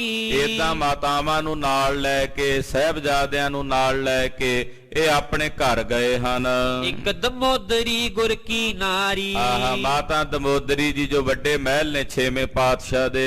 मरवाही सोनान की तीन। ਮਾਤਾ ਮਰਵਾਈ ਜੀ, ਮਾਤਾ ਨਾਨਕੀ ਜੀ, ਤਿੰਨੇ ਮਹਿਲ ਨੇ ਛੇਵੇਂ ਪਾਤਸ਼ਾਹ ਦੇ। पुत्रन जुत अपने संग लीन। ਤੇ ਆਪਣੇ ਪੁੱਤਰਾਂ ਸਮੇਤ ਨਾਲ ਗਏ ਹਨ ਬਾਬਾ ਸੁੰਦਰ ਜੀ ਦੇ ਘਰ। सुंदर मंदिर बिखाए उतारे। ਬਾਬਾ ਸੁੰਦਰ ਜੀ ਦਾ ਘਰ ਬੜਾ ਸੋਹਣਾ ਬਣਿਆ, ਉੱਥੇ ਜਾ ਕੇ ਉਤਾਰਾ ਕਰਵਾਇਆ। आस तरन परे अंक सुधारे। ਸੋਹਣੇ ਪਲੰਗੇ ਡਾਏ, ਸੋਹਣੀਆਂ ਵਿਛਾਈਆਂ ਕੀਤੀਆਂ। सादर सर्ब बिठावन कीन। ਬੜਾ ਆਦਬ ਦੇ ਕੇ, ਸਤਕਾਰ ਦੇ ਕੇ ਬਿਠਾਇਆ। दासी संग मंच तिन दीन। ਦਾਸੀਆਂ ਨੇ ਲਿਆ ਕੇ ਪਲੰਗੇ ਆਦਿਕ ਹਾਜ਼ਰ ਕੀਤੇ। भोजन मधुर सहत करवाए। ਬਹੁਤ ਮਿਠਾਸ ਸਹਿਤ ਭੋਜਨ ਪਕਵਾਨ ਬਣਾ ਕੇ ਮਾਤਾਵਾਂ ਨੂੰ ਸਾਹਿਬਜ਼ਾਦਿਆਂ ਨੂੰ ਛਕਾਏ। कर सन्मान सबने अचवाए। ਬੜਾ ਸਨਮਾਨ ਕਰਕੇ ਸਾਰਿਆਂ ਨੂੰ ਲੰਗਰ ਪ੍ਰਸ਼ਾਦਾ ਛਕਵਾਇਆ। तृप्त होए कीनस विश्राम। ਏਦਾਂ ਤ੍ਰਿਪਤ ਹੋ ਕੇ ਵਿਸ਼ਰਾਮ ਕੀਤਾ ਰਾਤ ਨੂੰ। फिरे पर्यंकन पर शुभ धाम। ਸੋਹਣੇ ਪਲੰਗਿਆਂ ਦੇ ਉੱਤੇ ਘਰ ਦੇ ਵਿੱਚ ਥੇਰੇ ਨੇ ਮਾਤਾ ਜੀ ਹੋਣੀ। बात सुदासर बूझन लागी। ਹੁਣ ਗੱਲਾਂ ਚੱਲ ਪਈਆਂ। ਰਾਤ ਨੂੰ ਮਾਈਆਂ ਬੀਬੀਆਂ ਲੰਗਰ ਪ੍ਰਸ਼ਾਦਾ ਛਕਣ ਤੋਂ ਬਾਅਦ ਇਕੱਠੀਆਂ ਹੋ ਕੇ ਬਹਿ ਗਈਆਂ। ਭੱਲਿਆਂ ਦੀਆਂ ਜਿੰਨੀਆਂ ਨੂੰਹ ਰਾਣੀਆਂ ਧੀਆਂ ਸਾਰੀਆਂ ਇਕੱਠੀਆਂ ਹੋ ਕੇ ਮਾਤਾ ਜੀ ਕੋਲ ਆ ਗਈਆਂ। ਬਾਬੇ ਸੁੰਦਰ ਦੀ ਮਾਤਾ ਵੀ ਆ ਬੈਠੀ ਤੇ ਗੱਲਾਂ ਚੱਲ ਪਈਆਂ ਕਿ ਸ੍ਰੀ ਅੰਮ੍ਰਿਤਸਰ ਸਾਹਿਬ 'ਚ ਕੀ ਘਟਨਾ ਹੋਈ ਹੈ ਜੰਗ ਯੁੱਧ ਦੀ, ਉਹ ਪੁੱਛਣ ਲੱਗ ਪਈਆਂ। अपर ब्याह हित मन अनुरागी। ਤੇ ਪੁੱਛਣ ਲੱਗ ਪਏ ਵੀ ਇਹ ਵਿਆਹ ਦੇ ਵਿੱਚ ਕੀ ਖੇਡ ਵਰਤੀ ਹੈ। कहाँ पयो जब काज रचायो। ਮਾਤਾ ਬਾਬੇ ਸੁੰਦਰ ਦੀ ਮਾਤਾ ਨੇ ਨਾ ਲਾਂਭਾ ਜਿਹਾ ਦਿੱਤਾ ਮਾਤਾ ਦਮੋਦਰੀ ਨੂੰ। ਕਹਿੰਦੇ ਵੀ ਦਮੋਦਰੀ ਜੀ, ਮਾਤਾ ਜੀ ਤੁਸੀਂ ਵਿਆਹ ਧਰਿਆ ਸੀ ਧੀ ਦਾ, हमको पूरब नहीं बुलायो। ਤੇ ਸਾਨੂੰ ਕਿਉਂ ਨਹੀਂ ਸੱਦਾ ਭੇਜਿਆ ਤੁਸੀਂ? ਵੀ ਤੁਸੀਂ ਸਾਨੂੰ ਇੰਨਾ ਬਗਾਨਾ ਸਮਝਿਆ ਵੀ ਸਾਨੂੰ ਚਿੱਠੀ ਨਹੀਂ ਭੇਜੀ, ਸੱਦਾ ਪੱਤਰ ਨਹੀਂ ਭੇਜਿਆ ਕਿ ਹਰ ਵਿਆਹ ਸ਼ਾਦੀ ਤੇ ਅਸੀਂ ਆਉਨੇ ਆ, ਇਸ ਵਾਰੀ ਕਿਉਂ ਨਹੀਂ ਬੁਲਾਇਆ? ਜੇ ਮਾਤਾ ਗੰਗਾ ਜੀ ਸੱਚਖੰਡ ਟੁਰ ਗਏ ਤੇ ਉਹ ਸਾਨੂੰ ਬੁਲਾਉਂਦੇ ਰਹੇ ਆ, ਛੇਵੇਂ ਪਾਤਸ਼ਾਹ ਦੇ ਆਨੰਦਾਂ ਤੇ ਅਸੀਂ ਆਉਂਦੇ ਰਹੇ ਆ, ਤੇ ਇਸ ਵਾਰੀ ਤੁਸੀਂ ਬੀਬੀ ਵੀਰੋ ਦੇ ਵਿਆਹ ਨੂੰ ਧਰਿਆ ਤੇ ਬੁਲਾਇਆ ਕਿਉਂ ਨਹੀਂ? ਬਾਬੇ ਗੁਰਦਿੱਤੇ ਦਾ ਵਿਆਹ ਕਰਕੇ ਗਏ ਆ ਮਾਤਾ ਗੰਗਾ ਜੀ ਆਪਣੇ ਹੱਥੀਂ, ਉਦੋਂ ਵੀ ਅਸੀਂ ਆਏ ਸੀ, ਤੇ ਤੁਸੀਂ ਬੀਬੀ ਵੀਰੋ ਦੇ ਵਿਆਹ ਤੇ ਸਾਨੂੰ ਕਿਉਂ ਨਹੀਂ ਸੱਦਿਆ? ਏਦਾਂ ਨਾ ਉਹ ਲਾਂਭੇ ਜੇ ਦਿੰਦੇ ਮਿੱਠੇ ਮਿੱਠੇ। अपर मेल पी कोई ना पयो। ਤੇ ਸਾਨੂੰ ਪਤਾ ਲੱਗਾ ਵੀ ਹੋਰ ਵੀ ਨਹੀਂ ਸੱਦਿਆ, ਤੁਸੀਂ ਕਿਸੇ ਨੂੰ ਕੋਈ ਮੇਲ ਬੁਲਾਇਆ ਹੀ ਨਹੀਂ। बहुरो बिघन जुद्ध को पयो। ਫਿਰ ਪਤਾ ਲੱਗਾ ਵੀ ਉੱਥੇ ਜੰਗ ਯੁੱਧ ਦਾ ਵਿਘਨ ਹੋਇਆ। ये अपर थलियान सो फेरे। ਤੇ ਫੇਰੇ ਵੀ ਬਕਾਇਦਾ ਹੋਰ ਜਗ੍ਹਾ ਤੇ ਆ ਕੇ ਝਬਾਲ ਪਿੰਡ 'ਚ ਕੀਤੇ ਹਨ। सुन हम सबको चिंत कनेरे। ਜਦੋਂ ਅਸੀਂ ਇਹ ਖਬਰਾਂ ਸੁਣੀਆਂ ਸਾਨੂੰ ਬੜੀ ਫਿਕਰ ਹੋਈ ਸੀ ਮਾਤਾ ਜੀ, ਸਾਨੂੰ ਬਹੁਤ ਜ਼ਿਆਦਾ ਚਿੰਤਾ ਹੋਈ ਸੀ। आगे सदा हकारत रहें। ਅਸੀਂ ਇਹ ਸੋਚਦੇ ਸੀ ਵੀ ਅੱਗੇ ਤਾਂ ਸਾਰੇ ਵਿਆਹ ਸ਼ਾਦੀਆਂ ਤੇ ਸਾਨੂੰ ਬੁਲਾਉਂਦੇ ਰਹੇ ਨੇ, अब के ब्याह क्यों ना हम चहे। ਵੀ ਇਸ ਵਾਰੀ ਵਿਆਹ ਤੇ ਭਲਾ ਕਿਉਂ ਨਹੀਂ ਸੱਦਿਆ ਸਾਨੂੰ? ਅਸੀਂ ਤਾਂ ਸੋਚ ਕੇ ਚਿੰਤਾ ਵਿੱਚ ਸੀ। सुन दमोदरी दीर्घ श्वास। ਸੁਣ ਕੇ ਮਾਤਾ ਦਮੋਦਰੀ ਜੀ ਨੇ ਲੰਮਾ ਜਿਹਾ ਸਾਹ ਲਿਆ, कहन लगी बिरथा तिन पास। ਆਪਣੇ ਹਿਰਦੇ ਦੀ ਬਿਰਥਾ ਦੱਸਣ ਲੱਗੇ। बड़े पुरख किसके कुछ नाही। ਹਾਂ, ਕਹਿਣ ਲੱਗੇ ਬੀਬੀ ਕੀ ਦੱਸਾਂ, ਜਿਹੜੇ ਵੱਡੇ ਪੁਰਖ ਹੁੰਦੇ ਆ ਨਾ ਉਹ ਕਿਸੇ ਦੇ ਨਹੀਂ ਹੁੰਦੇ। ਜਿਹੜੇ ਵੱਡੇ ਪੁਰਖ ਹੁੰਦੇ ਆ ਨਾ ਉਹ ਨਿਰਮੋਹੀ ਹੁੰਦੇ ਆ, ਉਹ ਕਿਸੇ ਦੇ ਨਹੀਂ ਹੁੰਦੇ। ਉਹਨਾਂ ਦੀ ਦ੍ਰਿਸ਼ਟੀ 'ਚ ਸਾਰੇ ਇੱਕ ਸਮਾਨ ਹੁੰਦੇ ਨੇ। ਵਰਤੈ ਜਿਮ ਪਾਵਤ ਮਨ ਮਾਹੀ। ਉਹਨਾਂ ਦੇ ਮਨ ਨੂੰ ਜਿਵੇਂ ਭਾਉਂਦੀ ਆ ਉਦਾਂ ਵਰਤਦੇ ਆ, ਉਹ ਕਿਸੇ ਦੇ ਨਹੀਂ ਹੁੰਦੇ ਵੀ ਕਿਸੇ ਦੇ ਕਹਿਣ ਤੇ ਕੁਝ ਕਰਨਗੇ। ਹਾਂਜੀ ਲਾਭ ਰੋ ਟੋਟਾ ਸਮਹੀ ਜਾਣੈ ਉਹ ਹਾਨੀ ਤੇ ਮੁਨਾਫੇ ਨੂੰ, ਲਾਭ ਹਾਨੀ ਦੋਨਾਂ ਨੂੰ ਇੱਕੋ ਜਿਹਾ ਹੀ ਸਮਝਦੇ ਹਨ। ਨਹਿ ਪਰਿਵਾਰ ਮੋਹ ਕੇ ਠਾਨੈ ਨਾ ਹੀ ਉਹ ਆਪਣੇ ਪਰਿਵਾਰ ਨਾਲ ਕੋਈ ਮੋਹ ਮਮਤਾ ਰੱਖਦੇ ਨੇ। ਪੂਰਬ ਸਤਿਗੁਰ ਜੇ ਤਿਕ ਭਏ ਪਹਿਲਾਂ ਵੀ ਜਿੰਨੇ ਸਤਿਗੁਰੂ ਜੀ ਰਹੇ ਨੇ ਪੰਜਵੇਂ ਪਾਤਸ਼ਾਹ ਤਾਈਂ, ਐਸੀ ਰੀਤ ਬਰਤ ਸਭ ਗਏ ਉਹ ਵੀ ਇਹੋ ਜੀ ਰੀਤ ਨਾਲ ਹੀ ਵਰਤਦੇ ਰਹੇ ਹਨ। ਸਨ ਬੰਧਨ ਕੋ ਕਹਿਓ ਨਾ ਮਾਨੇ ਉਹਨਾਂ ਆਪਣੇ ਸੰਬੰਧੀਆਂ ਦਾ ਕਹਿਣਾ ਨਹੀਂ ਮੰਨਿਆ, ਨਿਜ ਸਥਾਨ ਸੇਵਕ ਹੀ ਠਾਨੇ ਆਪਣੀ ਜਗ੍ਹਾ ਤੇ ਆਪਣੇ ਸੇਵਕਾਂ ਨੂੰ ਗੁਰਿਆਈ ਦਿੰਦੇ ਰਿਹਾ। ਉਹਨਾਂ ਕਿਹੜਾ ਆਪਣਿਆਂ ਨਾਲ ਮੋਹ ਰੱਖਿਆ, ਮਮਤਾ ਤਾਂ ਹੈ ਹੀ ਨਹੀਂ। ਇਹ ਤਾਂ ਮੁੱਢ ਤੋਂ ਹੀ ਚੱਲਦਾ ਆਇਆ ਤੇ ਛੇਵੇਂ ਪਾਤਸ਼ਾਹ ਵੀ ਉਦਾਂ ਹੀ ਹਨ। ਸਿੱਖਿਆਨ ਹਿਤ ਪਕਵਾਨ ਮੰਗਾਵਾ ਸੁਣੋ ਤੁਹਾਨੂੰ ਦੱਸਾਂ, ਪਕਵਾਨ ਬਣਦੇ ਸੀ ਵਿਆਹ ਵਾਸਤੇ ਵੀਰੋ ਦੇ, ਤੇ ਸਿੱਖਾਂ ਵਾਸਤੇ ਗੁਰੂ ਸਾਹਿਬ ਨੇ ਪਕਵਾਨ ਮੰਗਾਏ। ਨਹਿ ਮੈਂ ਦੀਨੋ ਸਰਾਪ ਅਲਾਵਾ ਤੇ ਮੈਂ ਅੱਗੋਂ ਕਹਿ ਬੈਠੀ ਵੀ ਇਹ ਤਾਂ ਬਰਾਤੀਆਂ ਲਈ ਬਣਦੇ ਆ, ਮੈਂ ਦਿੱਤੇ ਕੋਈ ਨਾ। ਤੇ ਸੁਣ ਕੇ ਅੱਗੋਂ ਸ਼ਰਾਪ ਦੇ ਦਿੱਤਾ ਛੇਵੇਂ ਪਾਤਸ਼ਾਹ ਨੇ, ਅੱਗੋਂ ਬਚਨ ਕਰ ਦਿੱਤਾ। ਖਾਹਿ ਮਲੇਸ਼ਣ ਸੈਨ ਹਾਰਾ ਕਹਿੰਦੇ ਅੱਛਾ ਜੇ ਸਾਡੇ ਸਿੱਖਾਂ ਨੂੰ ਨਹੀਂ ਦੇਣੇ ਖਾਣ ਨੂੰ ਤੇ ਫਿਰ ਇਹ ਮਲੇਛਾਂ ਦੀ ਸੈਨਾ ਹੀ ਖਾਵੇਗੀ। ਘਰ ਉਜਰੈ ਕੁਛ ਨਹੀਂ ਵਿਚਾਰਾ ਇਹ ਨਹੀਂ ਵਿਚਾਰ ਕੀਤੀ ਵੀ ਇਹ ਬਚਨ ਕਰਕੇ ਉਹਨਾਂ ਦਾ ਹੀ ਘਰ ਉਜੜਨਾ ਸੀ, ਵੀ ਇਹ ਘਰ ਕਿਹੜਾ ਸਾਡਾ ਸੀ, ਛੇਵੇਂ ਪਾਤਸ਼ਾਹ ਦਾ ਹੀ ਸੀ। ਇਹ ਨਹੀਂ ਉਹਨਾਂ ਨੇ ਵਿਚਾਰ ਕੀਤੀ। ਭੂਤ ਭਵਿੱਖ ਗਤੀ ਸਭ ਜਾਣੇ ਉਹ ਭੂਤ ਭਵਿੱਖ ਦੀ ਗਤੀ ਜਾਣਦੇ ਨੇ, ਸਭ ਕੁਝ ਜਾਣਦੇ ਨੇ। ਜਾਂਤੇ ਨਹੀਂ ਹਕਾਰਨ ਠਾਨੇ ਇਸ ਕਰਕੇ ਉਹਨਾਂ ਨੇ ਤੁਹਾਨੂੰ ਪਹਿਲਾਂ ਨਹੀਂ ਸੀ ਸੱਦਾ ਭੇਜਿਆ। ਮੈਂ ਤਾਂ ਕਈ ਵਾਰੀ ਕਹਿੰਦੀ ਸੀ ਵੀ ਸੱਦ ਲਈਏ, ਮੇਲ ਬੁਲਾਉਂਦੇ ਨਹੀਂ, ਚਿੱਠੀਆਂ ਨਹੀਂ ਭੇਜਦੇ। ਜਦੋਂ ਕਹਿਣਾ ਅੱਗੋਂ ਬੋਲਦੇ ਹੀ ਨਹੀਂ ਸੀ, ਚੁੱਪ ਹੀ ਰਹਿੰਦੇ ਸੀ। ਉਹਨਾਂ ਨੂੰ ਪਤਾ ਸੀ ਵੀ ਇਹ ਸਾਰੇ ਜੰਗ ਯੁੱਧ ਹੋਣੇ ਆ, ਜੇ ਮੇਲ ਆਵੇਗਾ ਉਹਨਾਂ ਦਾ ਨੁਕਸਾਨ ਹੋਵੇਗਾ, ਇਸ ਕਰਕੇ ਨਹੀਂ ਸੱਦਿਆ ਹੋਣਾ। ਪਰ ਵਿਆਹ ਮੈਂ ਬਿਗਨ ਬਿਸਾਲ ਹੈ ਛੇਵੇਂ ਪਾਤਸ਼ਾਹ ਜਾਣਦੇ ਸੀ ਵੀ ਵਿਆਹ 'ਚ ਵਿਘਨ ਪੈਣਾ, ਹੋਏ ਹੈ ਇਮ ਕੁਟੰਬ ਕੋ ਹਾਲ ਹੈ। ਇਹ ਹਾਲ ਹੋਣਾ ਪਰਿਵਾਰ ਦਾ ਵੀ, ਘਰੋਂ ਬੇਘਰ ਹੋਣਾ ਪੈਣਾ। ਸ਼੍ਰੀ ਨਾਨਕ ਦੇ ਹੱਥ ਬਚਾਏ ਇਹ ਤਾਂ ਪਰਮੇਸ਼ਰ ਦੀ ਦਇਆ, ਗੁਰੂ ਨਾਨਕ ਸਾਹਿਬ ਨੇ ਹੱਥ ਦੇ ਕੇ ਬਚਾ ਲਿਆ।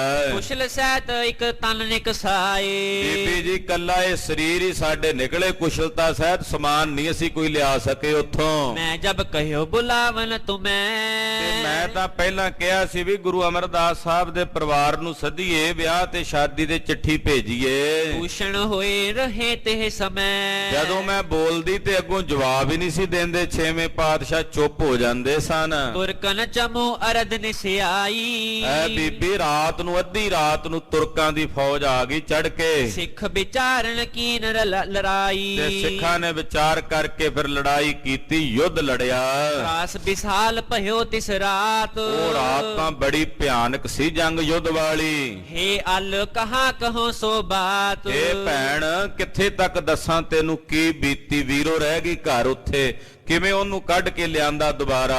ਹਮੈ ਨਿਕਾਸ ਚਭਾਲ ਪੁਚਾਏ ਸਾਨੂੰ ਉੱਥੋਂ ਕੱਢ ਕੇ ਗੁਰੂ ਸਾਹਿਬ ਨੇ ਚਬਾਲ ਨਗਰ ਪਹੁੰਚਦਾ ਕਰ ਦਿੱਤਾ।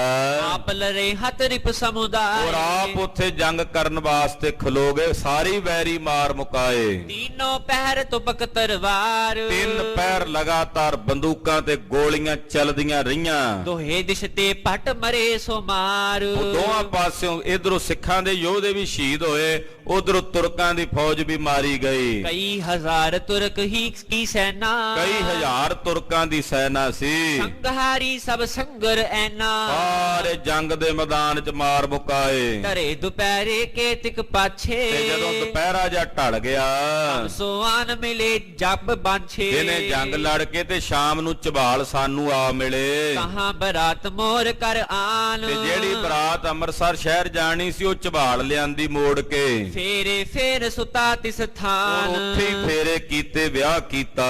ਚੜੇ ਆਜ ਤਹ ਤੇ ਚਲੇ ਆਏ ਤੇ ਅੱਜ ਉੱਥੋਂ ਚੜੇ ਤੇ ਚੱਲ ਕੇ ਆ ਗਏ ਹਾਂ। ਸੁਨ ਸਭ ਕੇ ਮਨ ਤਬ ਬਿਸਮਾਏ ਤੇ ਤੁਹਾਡੇ ਕੋਲ ਪਹੁੰਚ ਗਏ ਆ। ਇਹ ਸੁਣ ਕੇ ਜਿੰਨੀਆਂ ਮਾਈਆਂ ਬੀਬੀਆਂ ਉਹ ਬੜੀਆਂ ਹੈਰਾਨ ਹੋਈਆਂ। ਪੁਨੇ ਆਨੰਦ ਕੀ ਤਰੁਣੀ ਕਹਿਓ ਫਿਰ ਬਾਬਾ ਆਨੰਦ ਜੀ ਦੀ ਜਿਹੜੀ ਘਰ ਵਾਲੀ ਸੀ ਉਹ ਬੋਲੀ, ਭਲੀ ਪਈ ਤਨ ਸਭ ਸੁਖ ਰਹਿਓ। ਕਹਿਣ ਲੱਗੀ ਮਾਤਾ ਜੀ ਚਲੋ ਪਰਮੇਸ਼ਰ ਦਾ ਸ਼ੁਕਰ ਹੈ ਤੁਹਾਡੇ ਤਨ ਰਾਜੀ ਨੇ। ਧਨ ਤੋ ਆਵਨ ਜਾਨੋ ਜਾਨ। ਰਹੀ ਗੱਲ ਧਨ ਵਸਤੂਆਂ ਪਦਾਰਥਾਂ ਦੀ ਤਾਂ ਆਉਂਦੇ ਜਾਂਦੇ ਰਹਿੰਦੇ ਆ, ਸਰੀਰ ਚਲਾ ਜੇ ਫਿਰ ਔਖਾ ਹੈ। ਹੋਏ ਹੈ ਫੇਰ ਸਮਾਜ ਮਹਾਨ। ਕੋਈ ਨਹੀਂ, ਗੁਰੂ ਘਰ 'ਚ ਕਿਹੜਾ ਕਮੀਆਂ, ਫੇਰ ਆ ਜਾਣਗੀਆਂ ਸਾਰੀਆਂ ਵਸਤੂਆਂ। ਕਰਤ ਬਾਤ ਨਿਸ ਜਾਮ ਬਿਤਾਈ। ਏਦਾਂ ਗੱਲਾਂ ਬਾਤਾਂ ਕਰਦਿਆਂ ਰਾਤ ਦਾ ਪਹਿਲਾ ਪਹਿਰ ਬੀਤ ਗਿਆ। ਸੁਪਤ ਜਥਾ ਸੁਖ ਤਬ ਸਮੁਦਾਈ। 9-10 ਵਜੇ ਦਾ ਸਮਾਂ ਹੋ ਗਿਆ, ਫਿਰ ਸਾਰੇ ਆਰਾਮ ਕਰਨ ਲੱਗੇ। ਬਹਿਰ ਗੁਰੂ ਜੀ ਮਖਾਨ ਰੋਪਾਨ। ਉਧਰ ਬਾਹਰ ਸਤਿਗੁਰੂ ਜੀ ਨੇ ਲੰਗਰ ਪ੍ਰਸ਼ਾਦਾ ਛਕਿਆ। ਸੋ ਪੀ ਸੁਨੋ ਕਥਾ ਸੁਖ ਮਾਨ। ਉਹ ਵੀ ਸੁਣੋ ਭਾਈ ਗੁਰਸਿੱਖੋ।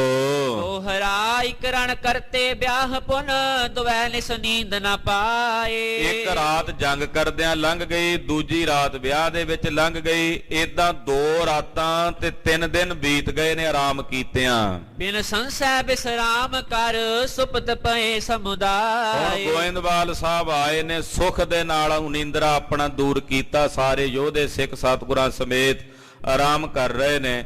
6ਵੇਂ ਪਾਤਸ਼ਾਹ ਜੀ ਮਹਾਰਾਜ ਗੋਇੰਦਵਾਲ ਸਾਹਿਬ ਸੰਗਤਾਂ ਨੂੰ ਦਰਸ਼ਨ ਦਿਦਾਰੇ ਦੇ ਰਹੇ ਨੇ। ਉਹ ਕਥਾ ਆਪ ਜੀ ਅਗਲਿਆਂ ਪ੍ਰਸੰਗਾਂ 'ਚ ਸਰਵਣ ਕਰੋਗੇ। ਸਾਧ ਸੰਗਤ ਜੀ ਬੇਨਤੀ ਹੈ, ਕੱਲ ਸ਼ਾਮ ਦੇ ਸਮੇਂ ਵਿੱਚ 15 ਮਿੰਟ ਦੀ ਤਬਦੀਲੀ ਕੀਤੀ ਗਈ ਹੈ। ਕੱਲ ਨੂੰ ਇਤਿਹਾਸ ਦੀ ਕਥਾ ਦਾ ਸਮਾਂ 4 ਤੋਂ 5 ਵਜੇ ਤੱਕ ਹੋਵੇਗਾ। ਸੋਦਰ ਦੀ ਚੌਂਕੀ 5 ਵਜੇ ਤੋਂ 5:45 ਤੱਕ ਔਰ ਪਾਠ ਸ੍ਰੀ ਰਹਿਰਾਸ ਸਾਹਿਬ ਜੀ ਦੇ 5:45 ਤੋਂ 6:30 ਵਜੇ ਤੱਕ। ਆਰਤੀ ਕੀਰਤਨ 6:30 ਤੋਂ 8:15 ਵਜੇ ਤੱਕ 8:10 ਤੱਕ ਸਮਾਗਮ ਹੋਣਗੇ। ਉਪਰੰਤ 10 ਵਜੇ ਸਾਰੀ ਸਮਾਪਤੀ ਹੋਵੇਗੀ। ਕੱਲ ਸ਼ਾਮ ਦੇ ਇਤਿਹਾਸ ਦੀ ਕਥਾ ਦਾ ਸਮਾਂ 4 ਤੋਂ 5 ਵਜੇ ਤੱਕ ਹੋਵੇਗਾ। ਆਪ ਜੀ ਨੇ ਸਮੇਂ ਸਿਰ ਹਾਜ਼ਰੀਆਂ ਭਰ ਕੇ ਗੁਰੂ ਜਸ ਸਰਵਣ ਕਰਨਾ ਜੀ। ਜੋ ਤੋ ਪ੍ਰੇਮ ਖੇਲਣ ਕਾ ਚਾਓ, ਜੋ ਤੋ ਪ੍ਰੇਮ ਖੇਲਣ ਕਾ ਚਾਓ। ਜੋ ਤੋ ਪ੍ਰੇਮ ਖੇਲਣ ਕਾ ਚਾਓ, ਜੋ ਤੋ ਪ੍ਰੇਮ ਖੇਲਣ ਕਾ ਚਾਓ। ਜੋ ਤੋ ਪ੍ਰੇਮ ਖੇਲਣ ਕਾ ਚਾਓ, ਜੋ ਤੋ ਪ੍ਰੇਮ ਖੇਲਣ ਕਾ ਚਾਓ। ਜੋ ਤੋ ਪ੍ਰੇਮ ਖੇਲਣ ਕਾ ਚਾਓ, ਜੋ ਤੋ ਪ੍ਰੇਮ ਖੇਲਣ ਕਾ ਚਾਓ। ਸਿਰ ਧਰ ਤਲੀ ਗਲੀ ਮੇਰੀ ਆਓ, ਸਿਰ ਧਰ ਤਲੀ ਗਲੀ ਮੇਰੀ ਆਓ। ਸਿਰ ਧਰ ਤਲੀ ਗਲੀ ਮੇਰੀ ਆਓ, ਸਿਰ ਧਰ ਤਲੀ ਗਲੀ ਮੇਰੀ ਆਓ। ਇਤ ਮਾਰਗ ਪੈਰ ਤਰੀਜੈ, ਇਤ ਮਾਰਗ ਪੈਰ ਤਰੀਜੈ। ਇਤ ਮਾਰਗ ਪੈਰ ਤਰੀਜੈ, ਇਤ ਮਾਰਗ ਪੈਰ ਤਰੀਜੈ। ਸਿਰ ਦੀਜੈ ਕਾਣ ਨ ਕੀਜੈ, ਸਿਰ ਦੀਜੈ ਕਾਣ ਨ ਕੀਜੈ। ਸਿਰ ਦੀਜੈ ਕਾਣ ਨ ਕੀਜੈ, ਸਿਰ ਦੀਜੈ ਕਾਣ ਨ ਕੀਜੈ। ਵਾਹਿਗੁਰੂ ਵਾਹਿਗੁਰੂ, ਵਾਹਿਗੁਰੂ ਵਾਹਿਗੁਰੂ। ਵਾਹਿਗੁਰੂ ਵਾਹਿਗੁਰੂ, ਵਾਹਿਗੁਰੂ ਵਾਹਿਗੁਰੂ। ਵਾਹਿਗੁਰੂ ਵਾਹਿਗੁਰੂ, ਵਾਹਿਗੁਰੂ ਵਾਹਿਗੁਰੂ। ਵਾਹਿਗੁਰੂ ਵਾਹਿਗੁਰੂ, ਵਾਹਿਗੁਰੂ ਵਾਹਿਗੁਰੂ। ਹੇ ਅਚੁੱਤ ਹੈ ਪਾਰ ਬ੍ਰਹਮ, ਅਬਨਾਸੀ ਅਘਨਾਸ। ਹੇ ਪੂਰਨ ਹੈ ਸਰਬ ਮੈਂ, ਦੁਖ ਭੰਜਨ ਗੁਣ ਤਾਸ। ਹੇ ਸੰਗੀ ਹੈ ਨਿਰੰਕਾਰ, ਹੇ ਨਿਰਗੁਣ ਸਭ ਟੇਕ। ਹੇ ਗੋਬਿੰਦ ਹੈ ਗੁਣ ਨਿਧਾਨ, ਜਾ ਕੈ ਸਦਾ ਬਿਬੇਕ। ਹੇ ਅਪਰੰਪਰ ਹਰ ਹਰੇ, ਹੈ ਪੀ ਹੋ ਬਨਹਾਰ। ਹੇ ਸੰਤਹ ਕੈ ਸਦਾ ਸੰਗ, ਧਾਰਾ ਆਧਾਰ। ਹੇ ਠਾਕੁਰ ਹਉ ਦਾਸਰੋ, ਮੈਂ ਨਿਰਗੁਣ ਗੁਣ ਨਹੀਂ ਕੋਏ। ਨਾਨਕ ਦੀਜੈ ਨਾਮ ਦਾਨ, ਰਾਖੋ ਹੀਐ ਪਰੋ। ਆਏ ਪ੍ਰਭ ਸ਼ਰਣਾਗਤੀ, ਕਿਰਪਾ ਨਿਧ ਦਇਆਲ। ਏਕ ਅਖਰ ਹਰ ਮਨ ਬਸਤ, ਨਾਨਕ ਹੋ ਤੁ ਨਿਹਾਲ। ਵਾਹਿਗੁਰੂ ਨਾਮ ਜਹਾਜ ਹੈ, ਚੜੇ ਸੋ ਸੋਇ ਤਰੇ ਪਾਰ ਜੋ ਸ਼ਰਧਾ ਕਰ ਸੇਵੰਦੇ ਗੁਰ ਪਾਰ ਉਤਾਰਨ ਹਾਰ ਵਾਹਿਗੁਰੂ ਨਾਮ ਜਹਾਜ ਹੈ ਚੜੇ ਸੋਇ ਉਤਰੇ ਪਾਰ ਜੋ ਸ਼ਰਧਾ ਕਰ ਸੇਵੰਦੇ ਗੁਰ ਪਾਰ ਉਤਾਰਨ ਹਾਰ ਵਾਹਿਗੁਰੂ ਜੀ ਕਾ ਖਾਲਸਾ ਵਾਹਿਗੁਰੂ ਜੀ ਕੀ ਫਤਿਹ।